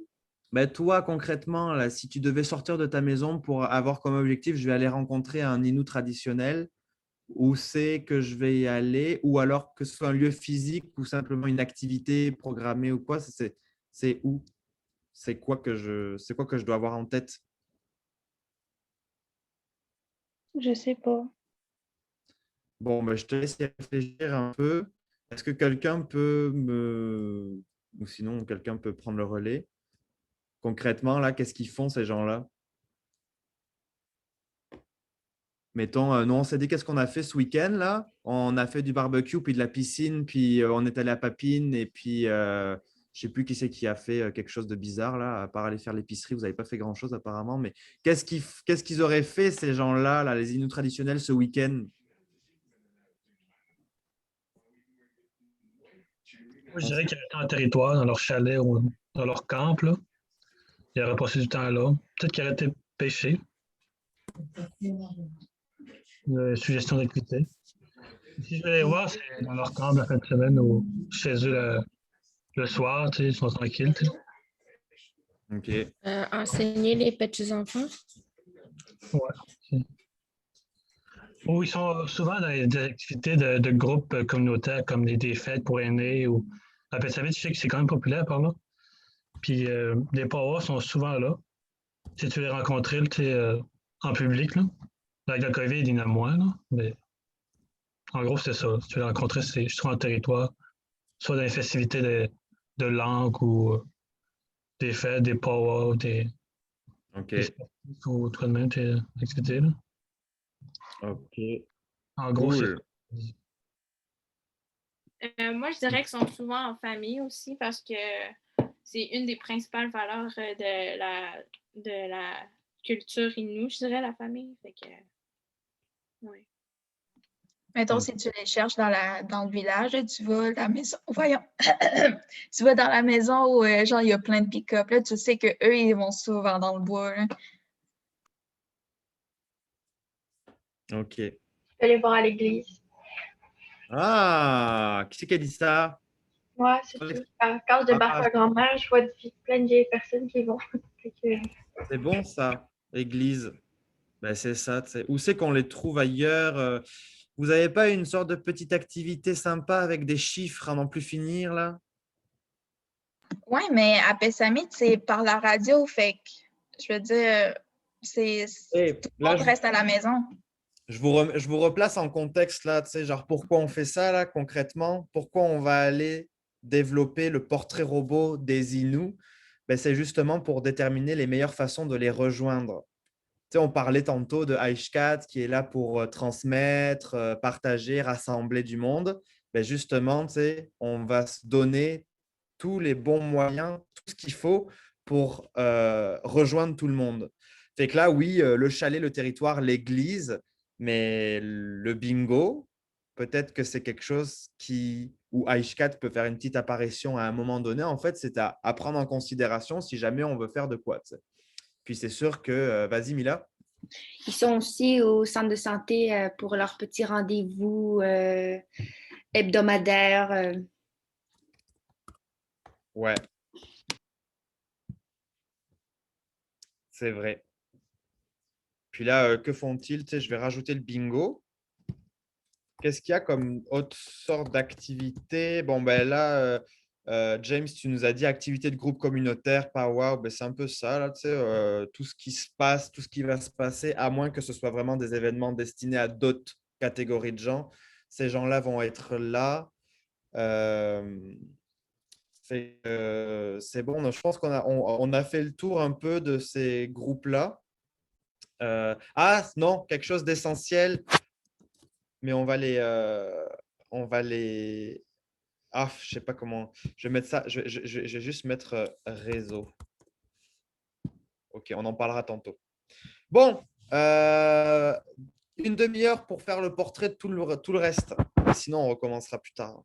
Enfin, on continuera plus tard. Qu'est-ce qu'il y a comme autre catégorie de gens dans une communauté donnée ou dans la nation Innu en règle générale? Il y en a plein, hein, il y en a plein. Vous avez dit qu'il y avait une grande diversité, là, il y en a plein. Il y a même des gens qui vivent même pas dans le pays. Et il y a même des gens qui savent même pas qu'ils sont Inuits. Ceux qui vivent dans la ville. Ah! Les Inuits urbains. C'est bon, ça. Fait que, vas-y, franchement, tu viens de lancer la discussion, fait que je te permets de demander de la poursuivre. C'est quoi leurs caractéristiques? C'est quoi leurs intérêts? Qu'est-ce qu'ils font ces gens-là? Sûrement, ils vont à l'école. Mhm. Euh,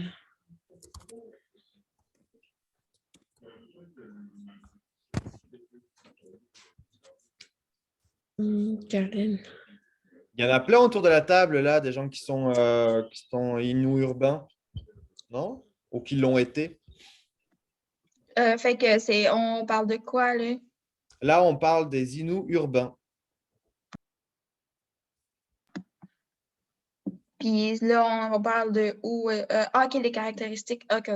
Les caractéristiques, les intérêts, tout ce qui vous passe par la tête pour définir, pour faire le portrait robot de l'Inou qui vit en ville. En ville, il y a. En ville. Ici à Québec, il y a le centre d'amitié. Ben, ça, c'est pas mal partout au Québec. Il y a aussi le centre Mamouk.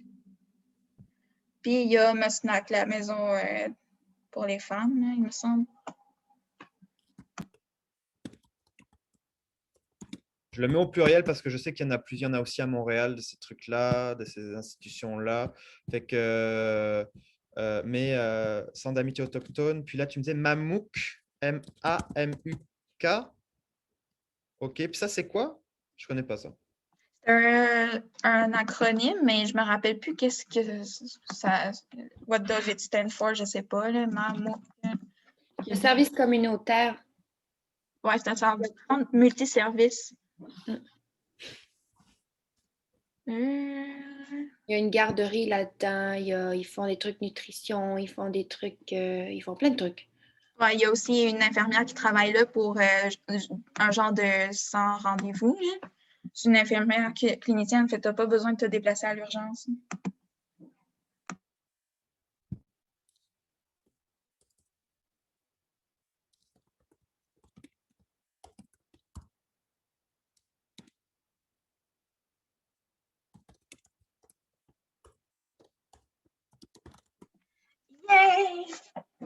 Oh, ben mon Dieu, tout ça pour un café? Oh, Non, ben j'ai commandé aussi pour ma coloc, là, fait quand que, même, là. avis pour tout le monde, Alexandra a reçu son café. Merci, bonsoir. Les Inuits urbains, ben, qu'est-ce qu'ils font? Voilà, ils commandent du café à emporter. Alors, intérêt, on va mettre genre, ben, concrètement, là, c'est ça, tu sais, moi, j'aimerais, c'est complètement ça, tu sais, genre, qu'est-ce que tu fais, toi, Jay, à Montréal? C'est quoi qui fait que tu es à Montréal? Là, je Le suis arrivé café? à l'école, moi. C'est pour l'école que je suis arrivé à Montréal. Est-ce que c'était ça ta question? Est-ce que tu t'attendrais à une meilleure réponse que ça? Non, mais qu'est-ce qui...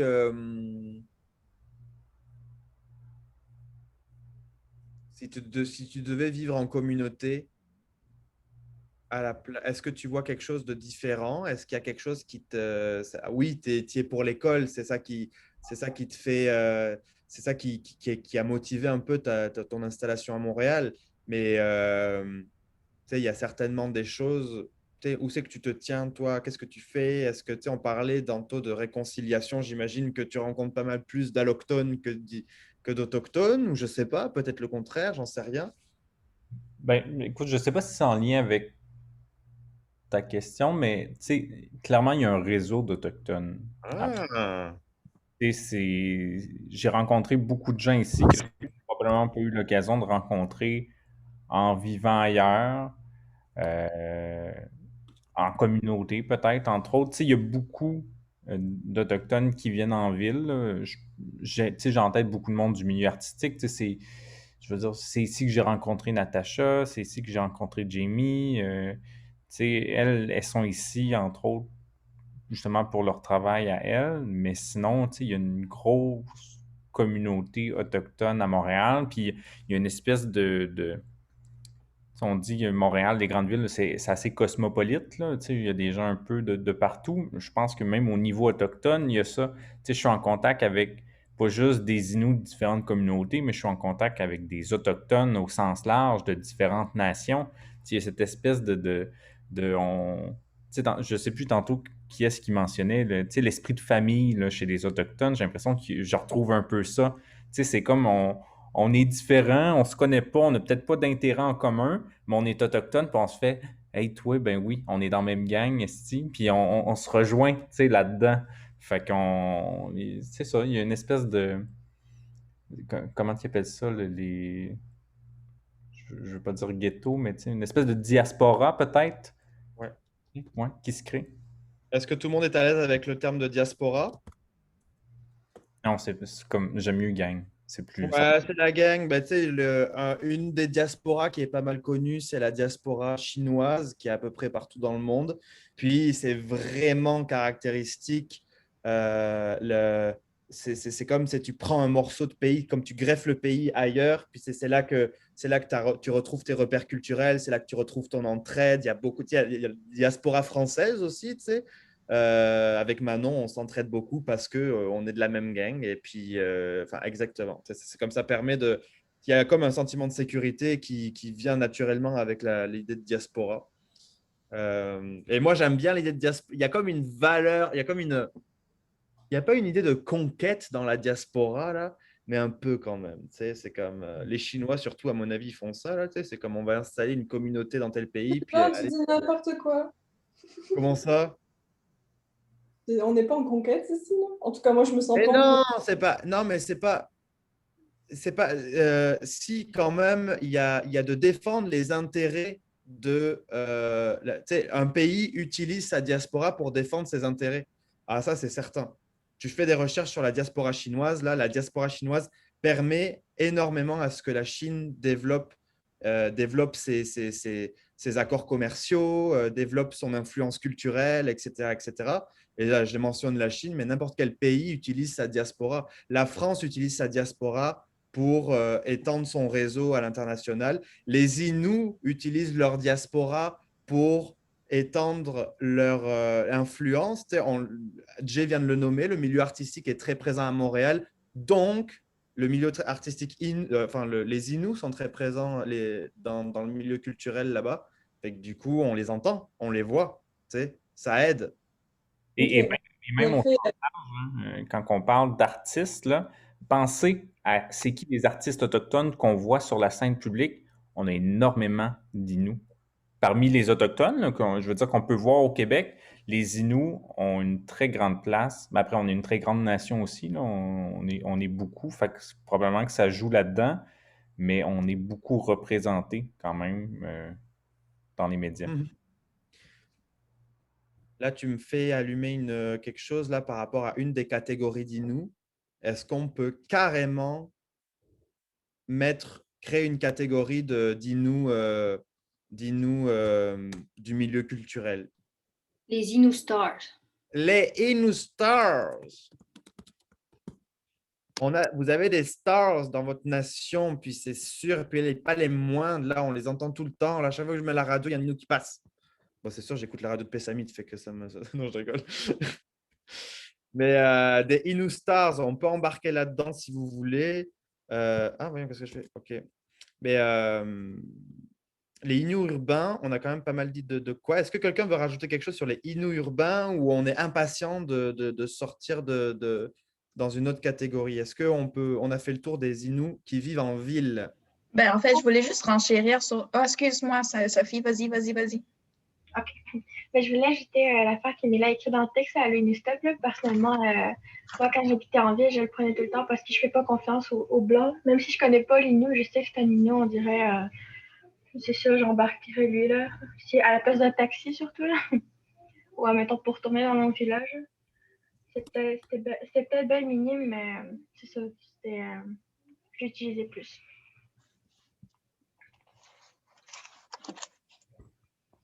OK. Je le mets dans les caractéristiques, puis dans aussi le réseau. Alexandra, tu voulais rajouter quelque chose? Ah oui, juste pour enchérir ce que Jay disait, tu sais, la gang et tout, on se reconnaît. Ben justement, moi, quand je prends les commandes au Tim Hortons, là, je reconnais l'accent, tu sais, les TSH, je vais te prendre un café avec le gros accent. Je suis comme, ah, tu en es sting dans ton café, puis ils sont genre, hein? Qu'est-ce que tu as dit? Là, ils ne comprennent pas parce qu'ils pensent que je parle français, mais ils n'ont comme pas allumé que c'était de l'Inou. Ils sont genre, puis là, je les entends rire dans le char, évidemment. Ils sont genre, qu'est-ce qui se passe? Ouais. Fait que là, je dis, ouais, tu veux commander quoi? Puis je continue en Inou.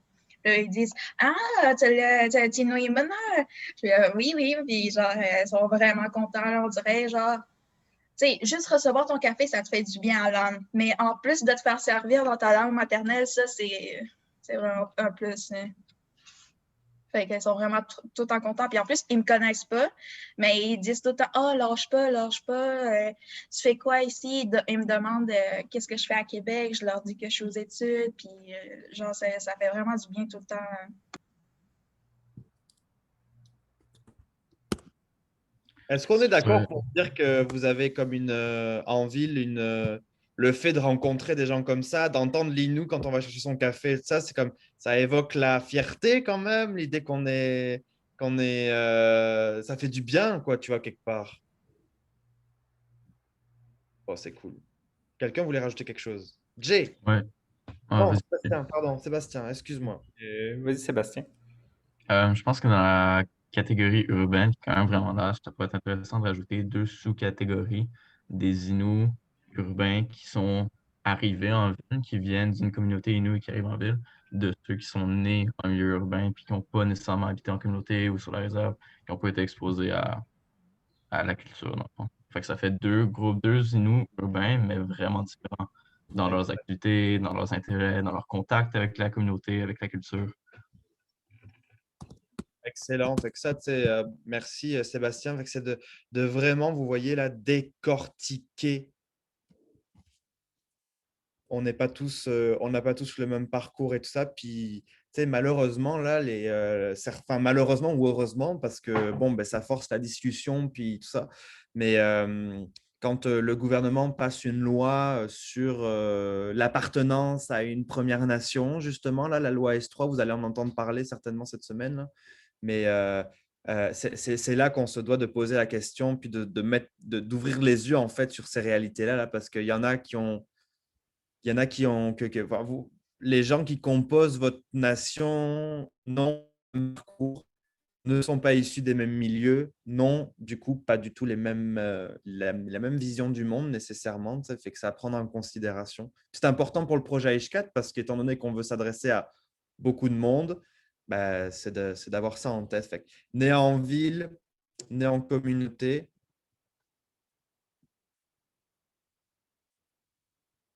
Par rapport à la langue, est-ce que la langue, qu'est-ce qu'on peut dire par rapport à la langue dans les Inuits urbains? Si je pourrais parler de moi, mon expérience à moi, Ouais.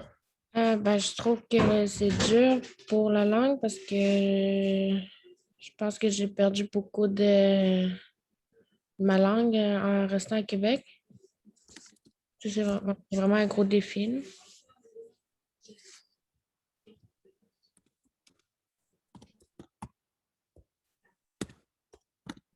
Ok. Fait que là, moi, je vois ça comme une opportunité, là, clairement. Là, il y a un défi égale opportunité. Fait que peut-être que des cercles H4 tournés vers l'apprentissage de la langue qui soit le fun, ben ça parlerait aux Inuits urbains. Vous voyez que là, on peut essayer de brainstormer après sur des activités pour rejoindre ces gens-là, puis que ça leur fasse du sens. Fait que cool, merci beaucoup Ariane pour cette contribution, mais pour tranquillement, on revoit ton visage. Tu sais, au début de la séance, on voyait que ton front, maintenant on est capable de voir tes yeux puis ton nez, c'est cool. Une qu'on n'a vraiment pas beaucoup entendue. Alors, franchement, là, carton rouge pour Alison Bacon-Hervieux et Marie-Pierre Bellefleur. Alors, moi, je vous adore, mais je ne vous entends jamais.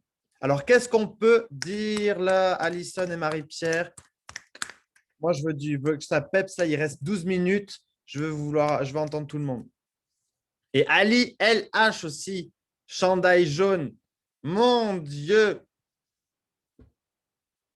3 personnes là, que je pointe du doigt. Là. Allez, Marie-Pierre, tu as certainement quelque chose à dire. Peut-être engager une autre. Ta catégorie à toi, là. Clairement, ça serait laquelle? Tu te qualifies comme une Inou une Inou urbaine, une Inou star ou une autre Inou?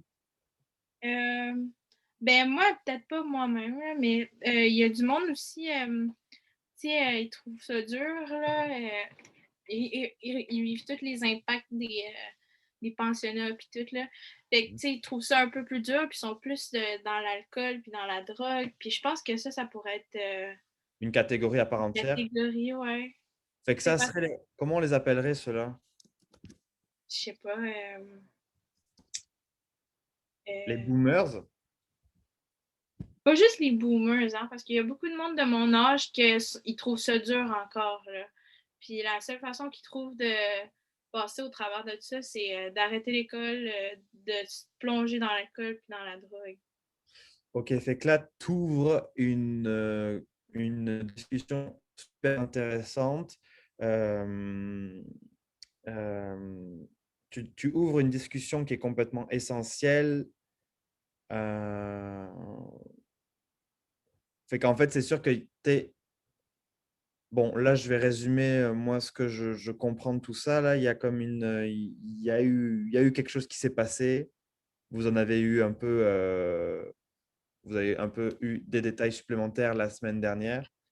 Il y a eu quelque chose qui s'est passé puis qui a eu un impact sur plusieurs générations puis qui a encore aujourd'hui un impact et qui met ces gens-là dans une sorte de peut-être une posture particulière pour recevoir Aishkat dans leur vie parce qu'on parle du projet. Mais c'est sûr que comment je le vois là pour essayer d'organiser ce tableau-là, puis qu'on comprenne un peu que c'est une notion transversale, cette espèce de poids qui suit les générations.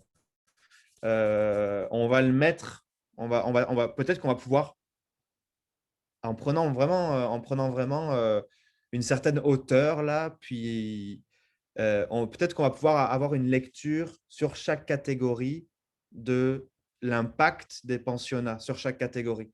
Peut-être de voir c'est quoi le… Mais ça, c'est comme on est d'accord que c'est comme ça demande une discussion à part entière, puis on n'est pas tout le monde là, puis ça serait le fun qu'on soit tous là. Fait que, on disait tantôt, la Marie-Pierre, prenons par la base, tu sais, les gens qui ont vécu les pensionnats. Peut-être que c'est comme une catégorie. C'est certainement pas les Inutrad, est-ce que je me trompe? C'est pas les Inutrad là, qui ont vécu ça, tu sais. Peut-être qu'ils Pas l'ont vécu, nécessairement. Ben, pas dans leur majorité. ça se peut aussi parce que, tu sais, mettons qu'ils soient traditionnels et puis tout ça, peut-être que c'est leur façon à eux autres de reprendre les années et puis le temps qu'ils ont perdu dans les pensionnats. Exact, exact. Fait que, comment je vais appeler ça?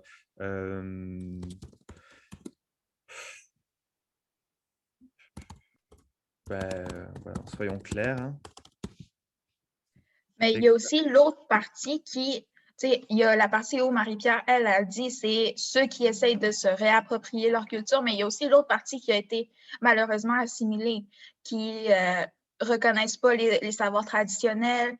Je sais que personnellement, ma mère, quand elle voit des traditionnalistes, elle fait « Hein, pourquoi ils font ça? C'est même pas notre religion. » Parce que elle, sa religion à elle, la bonne religion, c'est le christianisme. Fait que, je veux dire, ma mère, elle n'a jamais été au pensionnat. Ma mère est très jeune. Là. C'est mes grands-parents qui y ont été, mais tu vois que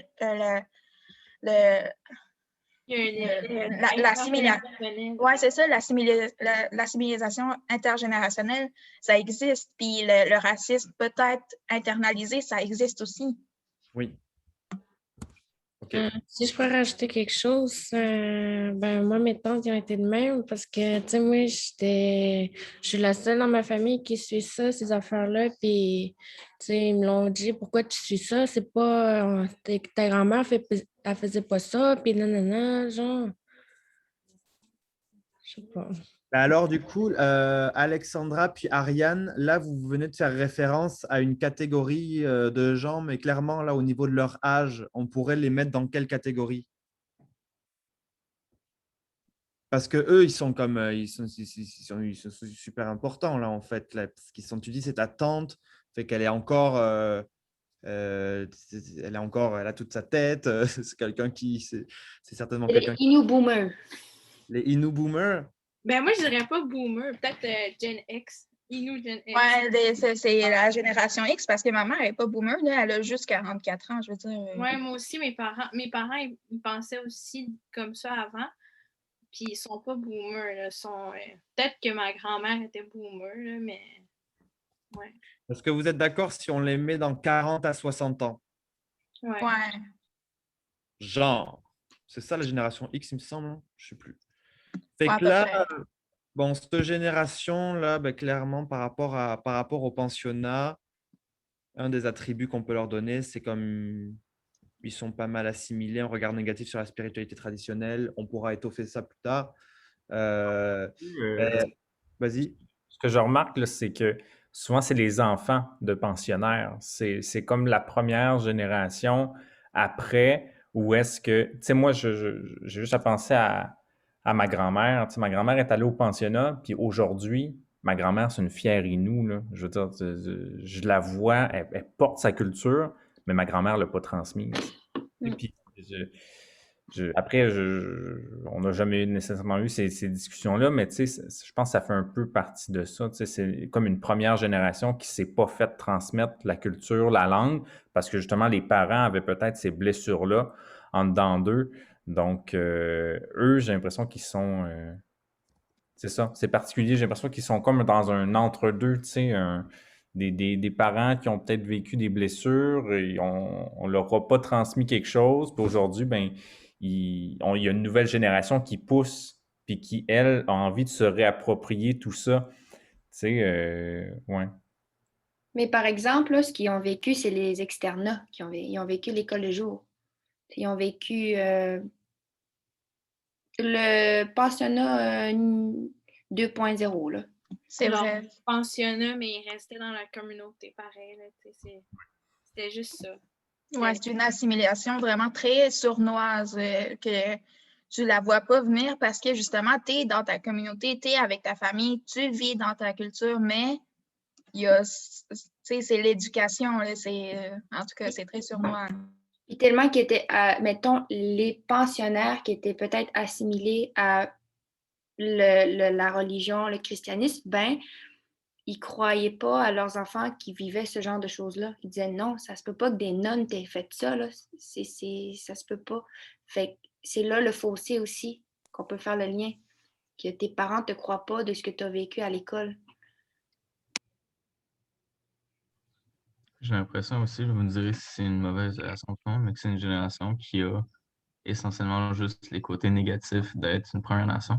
Comme disait Jay, t'as pas sa grand-mère, les Nopukums, ils ont leur savoir culturel, ils ont grandi là-dedans, puis même certaines ont passé à travers les pensionnats, il reste qu'il y a eu un savoir qui s'est transmis à ce point-là.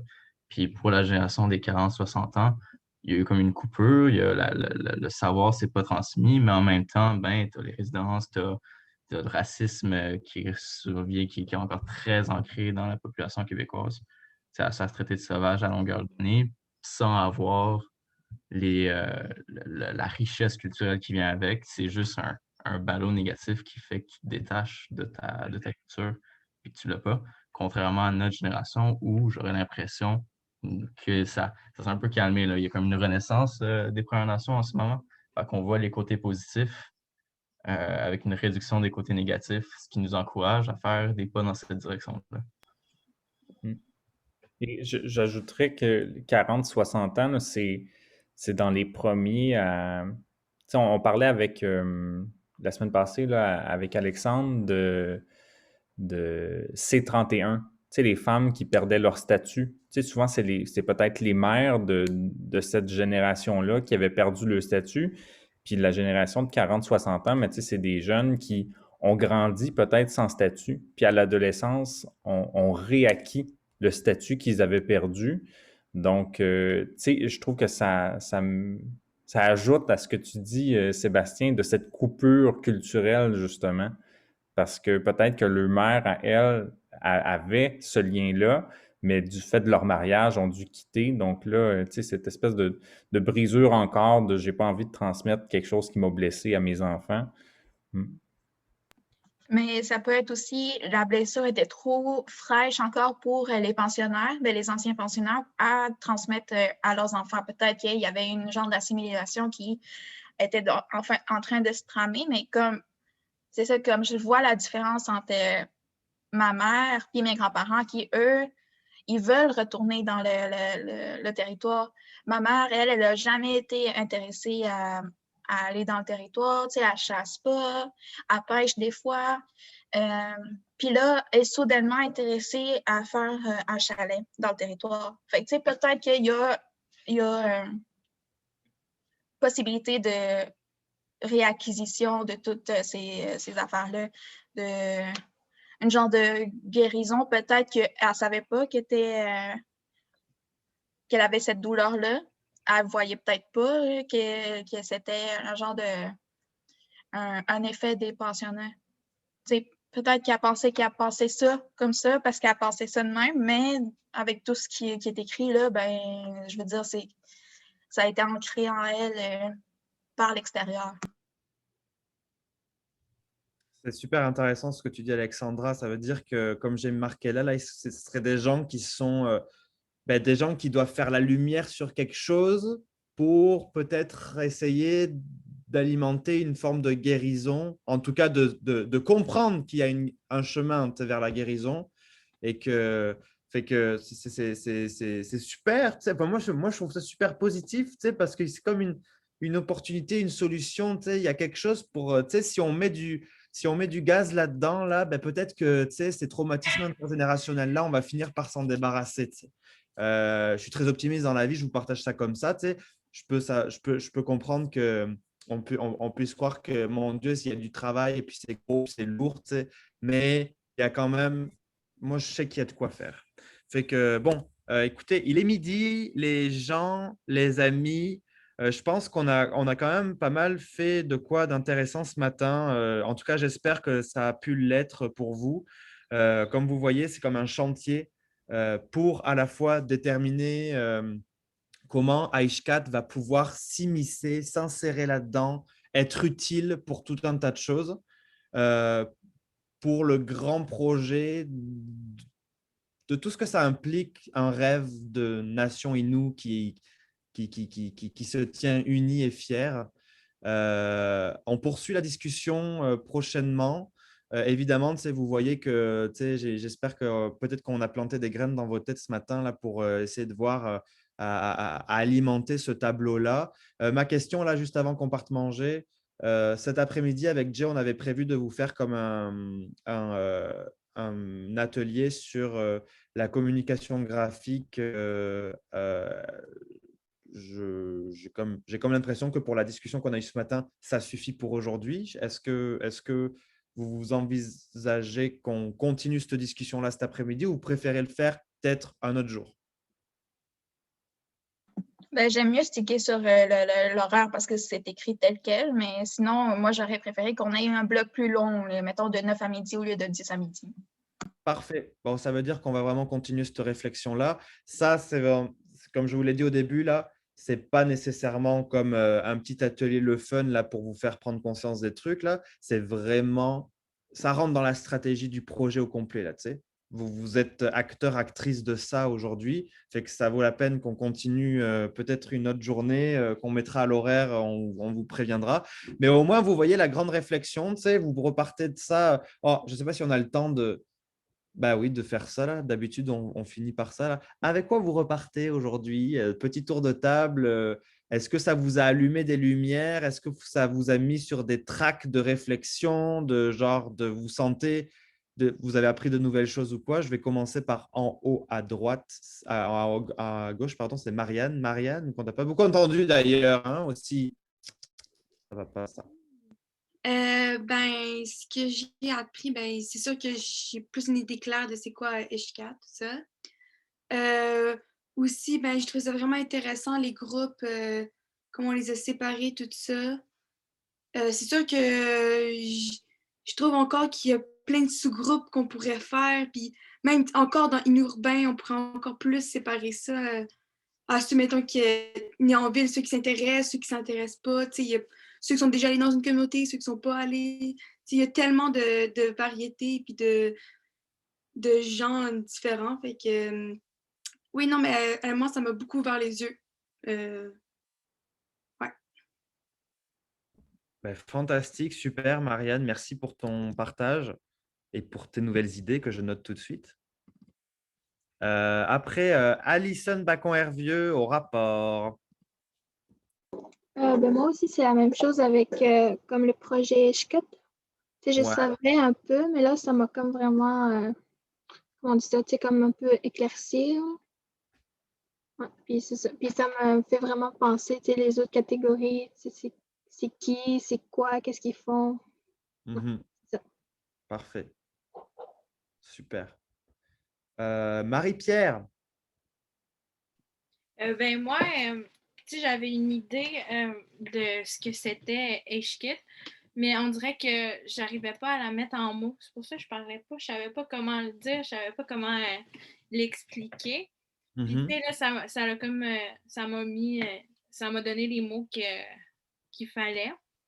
Puis pour les catégories, ben j'avais jamais pensé à ça. J'avais jamais pensé à diviser les Inuits puis selon leurs caractéristiques. Fait que ouais, ça m'a ouvert les yeux par rapport à ça. Bon, ben, c'est super. Merci beaucoup d'avoir participé ce matin. James.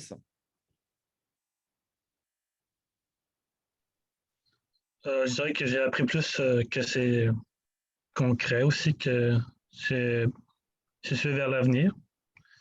Puis aussi qu'on aura beaucoup des Inustars, à Montréal, Québec, là, tu sais.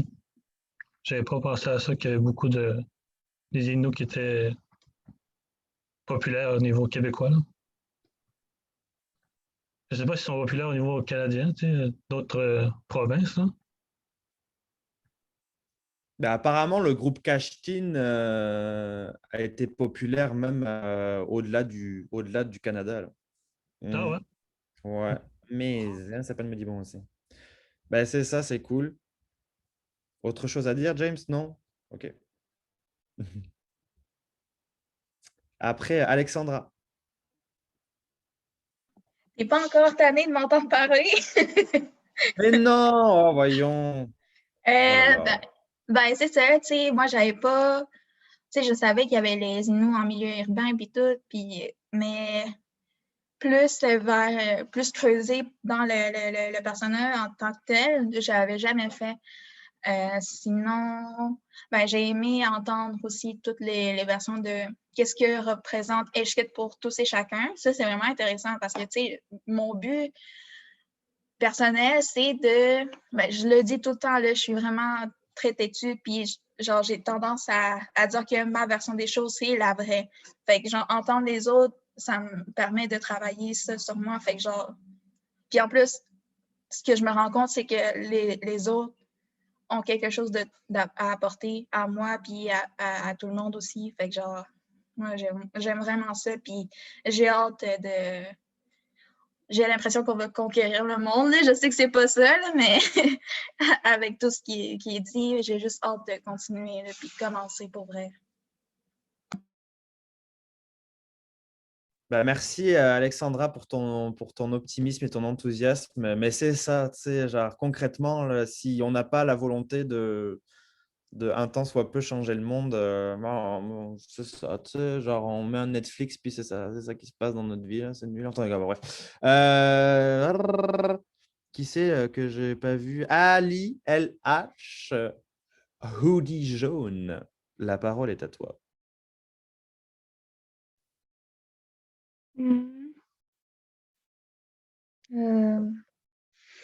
C'est ça, au début, je savais pas trop c'était quoi Eshka, j'en ai jamais entendu parler, je pense. J'avais aucune idée c'était quoi, je savais pas c'était quoi le but, je savais pas c'était quoi le projet, mais quand j'ai entendu le monde dire ce que Eshkad représentait à leurs yeux, je suis genre, ok, c'est un peu plus clair maintenant. Et c'est pas mal ça ce que j'avais à dire. Bon, merci beaucoup. Au moins, c'est plus clair. Fait que, on va quand même travailler à ce que ce soit davantage clair parce que être ambassadeur d'une cause, si on ne connaît pas trop ce que c'est, ça pose un peu problème. Fait que c'est ça. C'est comme ce matin, peut-être qu'on a planté les bonnes graines pour que la discussion en vous se poursuive. Puis, tu sais, à Ishkat, moi, je me permets de dire souvent ça, mais je sais que certains de mes collègues n'aiment pas trop le terme, mais tu sais, c'est comme un peu un laboratoire. Tu sais, c'est comme on aime ça, genre juste essayer de voir où c'est qu'on peut aller encore plus loin, pousser les limites, retirer les barrières qui existent dans notre esprit, etc. etc. Et puis, il y a beaucoup de place dans H4 pour l'innovation. Et l'innovation, elle vient toujours de l'idée d'un individu. Tu sais. Puis, ça peut être une idée de vous, là. Tu sais. Fait que ayez en tête constamment pendant les prochains mois et les prochaines années que vous avez un certain pouvoir pour transformer les choses. Tu sais. Et que si vous avez des idées, si vous avez des volontés, des aspirations ou quoi, ben, ça vaut la peine de les partager, puis ça vaut la peine de travailler un peu dessus pour que ça s'amplifie, tu sais, puis que ça ait un effet. Fait que merci Ali pour ton témoignage. Après, il me reste Sébastien, puis on aura fait le tour, je pense. Ariane. Sébastien d'abord. Cool. Moi, j'ai raté le début de la conversation, mais j'ai réécouté ça tout à l'heure pour voir tout ce que vous avez dit sur H4.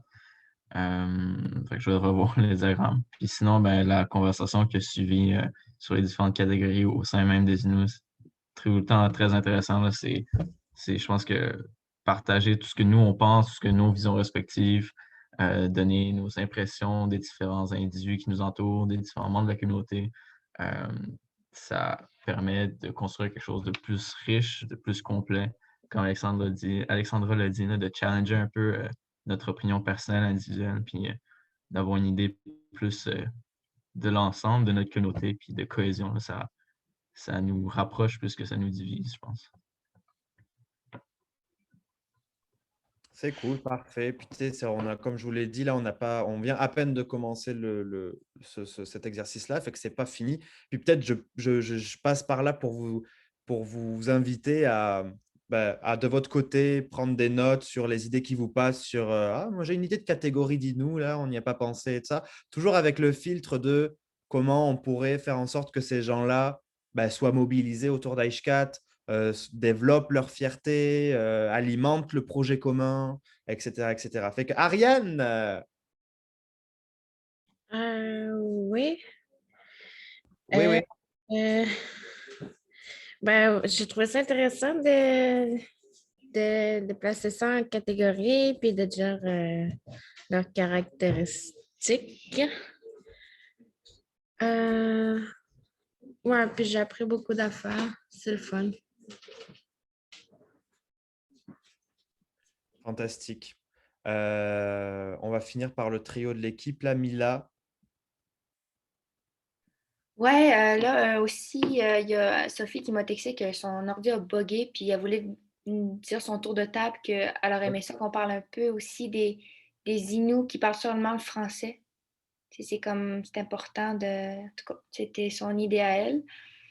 Puis pour moi, ben, j'ai aimé ça. Je veux dire, on avait fait la premier essai, moi, Alexis, Sylvain, pour les personas. Puis j'ai aimé ça que vos idées, c'était plus approfondi aussi, détaillé dans certains points. Puis ouais, moi aussi, j'ai appris beaucoup. Parfait, ça. Manon? Ben, c'était cool, ouais, moi qui commençais il n'y a pas longtemps, ça permet encore toujours de poser plus de mots sur comme une idée que je peux comprendre dans ma tête quelque part, mais comment ça sort, etc. Je trouve ça fun. Puis c'est ça, là, de voir en effet tu sais, les personas, puis où est-ce que les gens se trouvent et comment aller les rejoindre, comment aller chercher leurs intérêts, je trouve ça intéressant. Avec tes méthodes, Sylvain, qui est toujours sont secouantes puis qui nous brasse le lundi matin. Mais c'est ça, c'était cool. Merci. Cool. Puis Jay.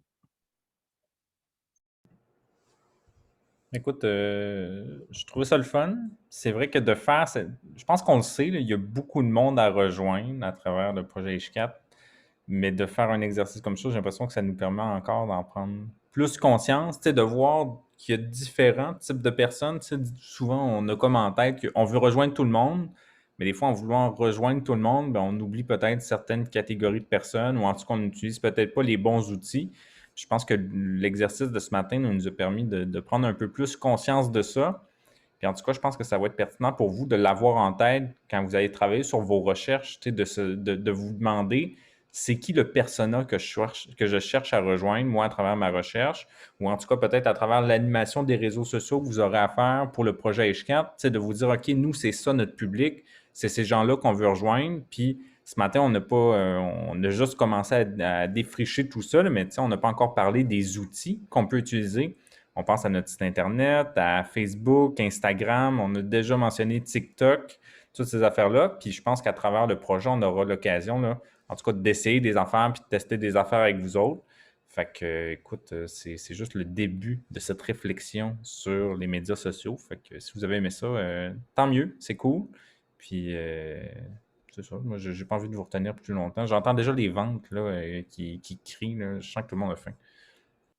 Yes, on reprend cette grande discussion prochainement. Vous serez avisés. Fait que merci énormément pour votre curiosité, votre implication. C'est toujours cool. Puis j'espère que vous sentez que vous faites partie de l'équipe jour après jour un peu plus.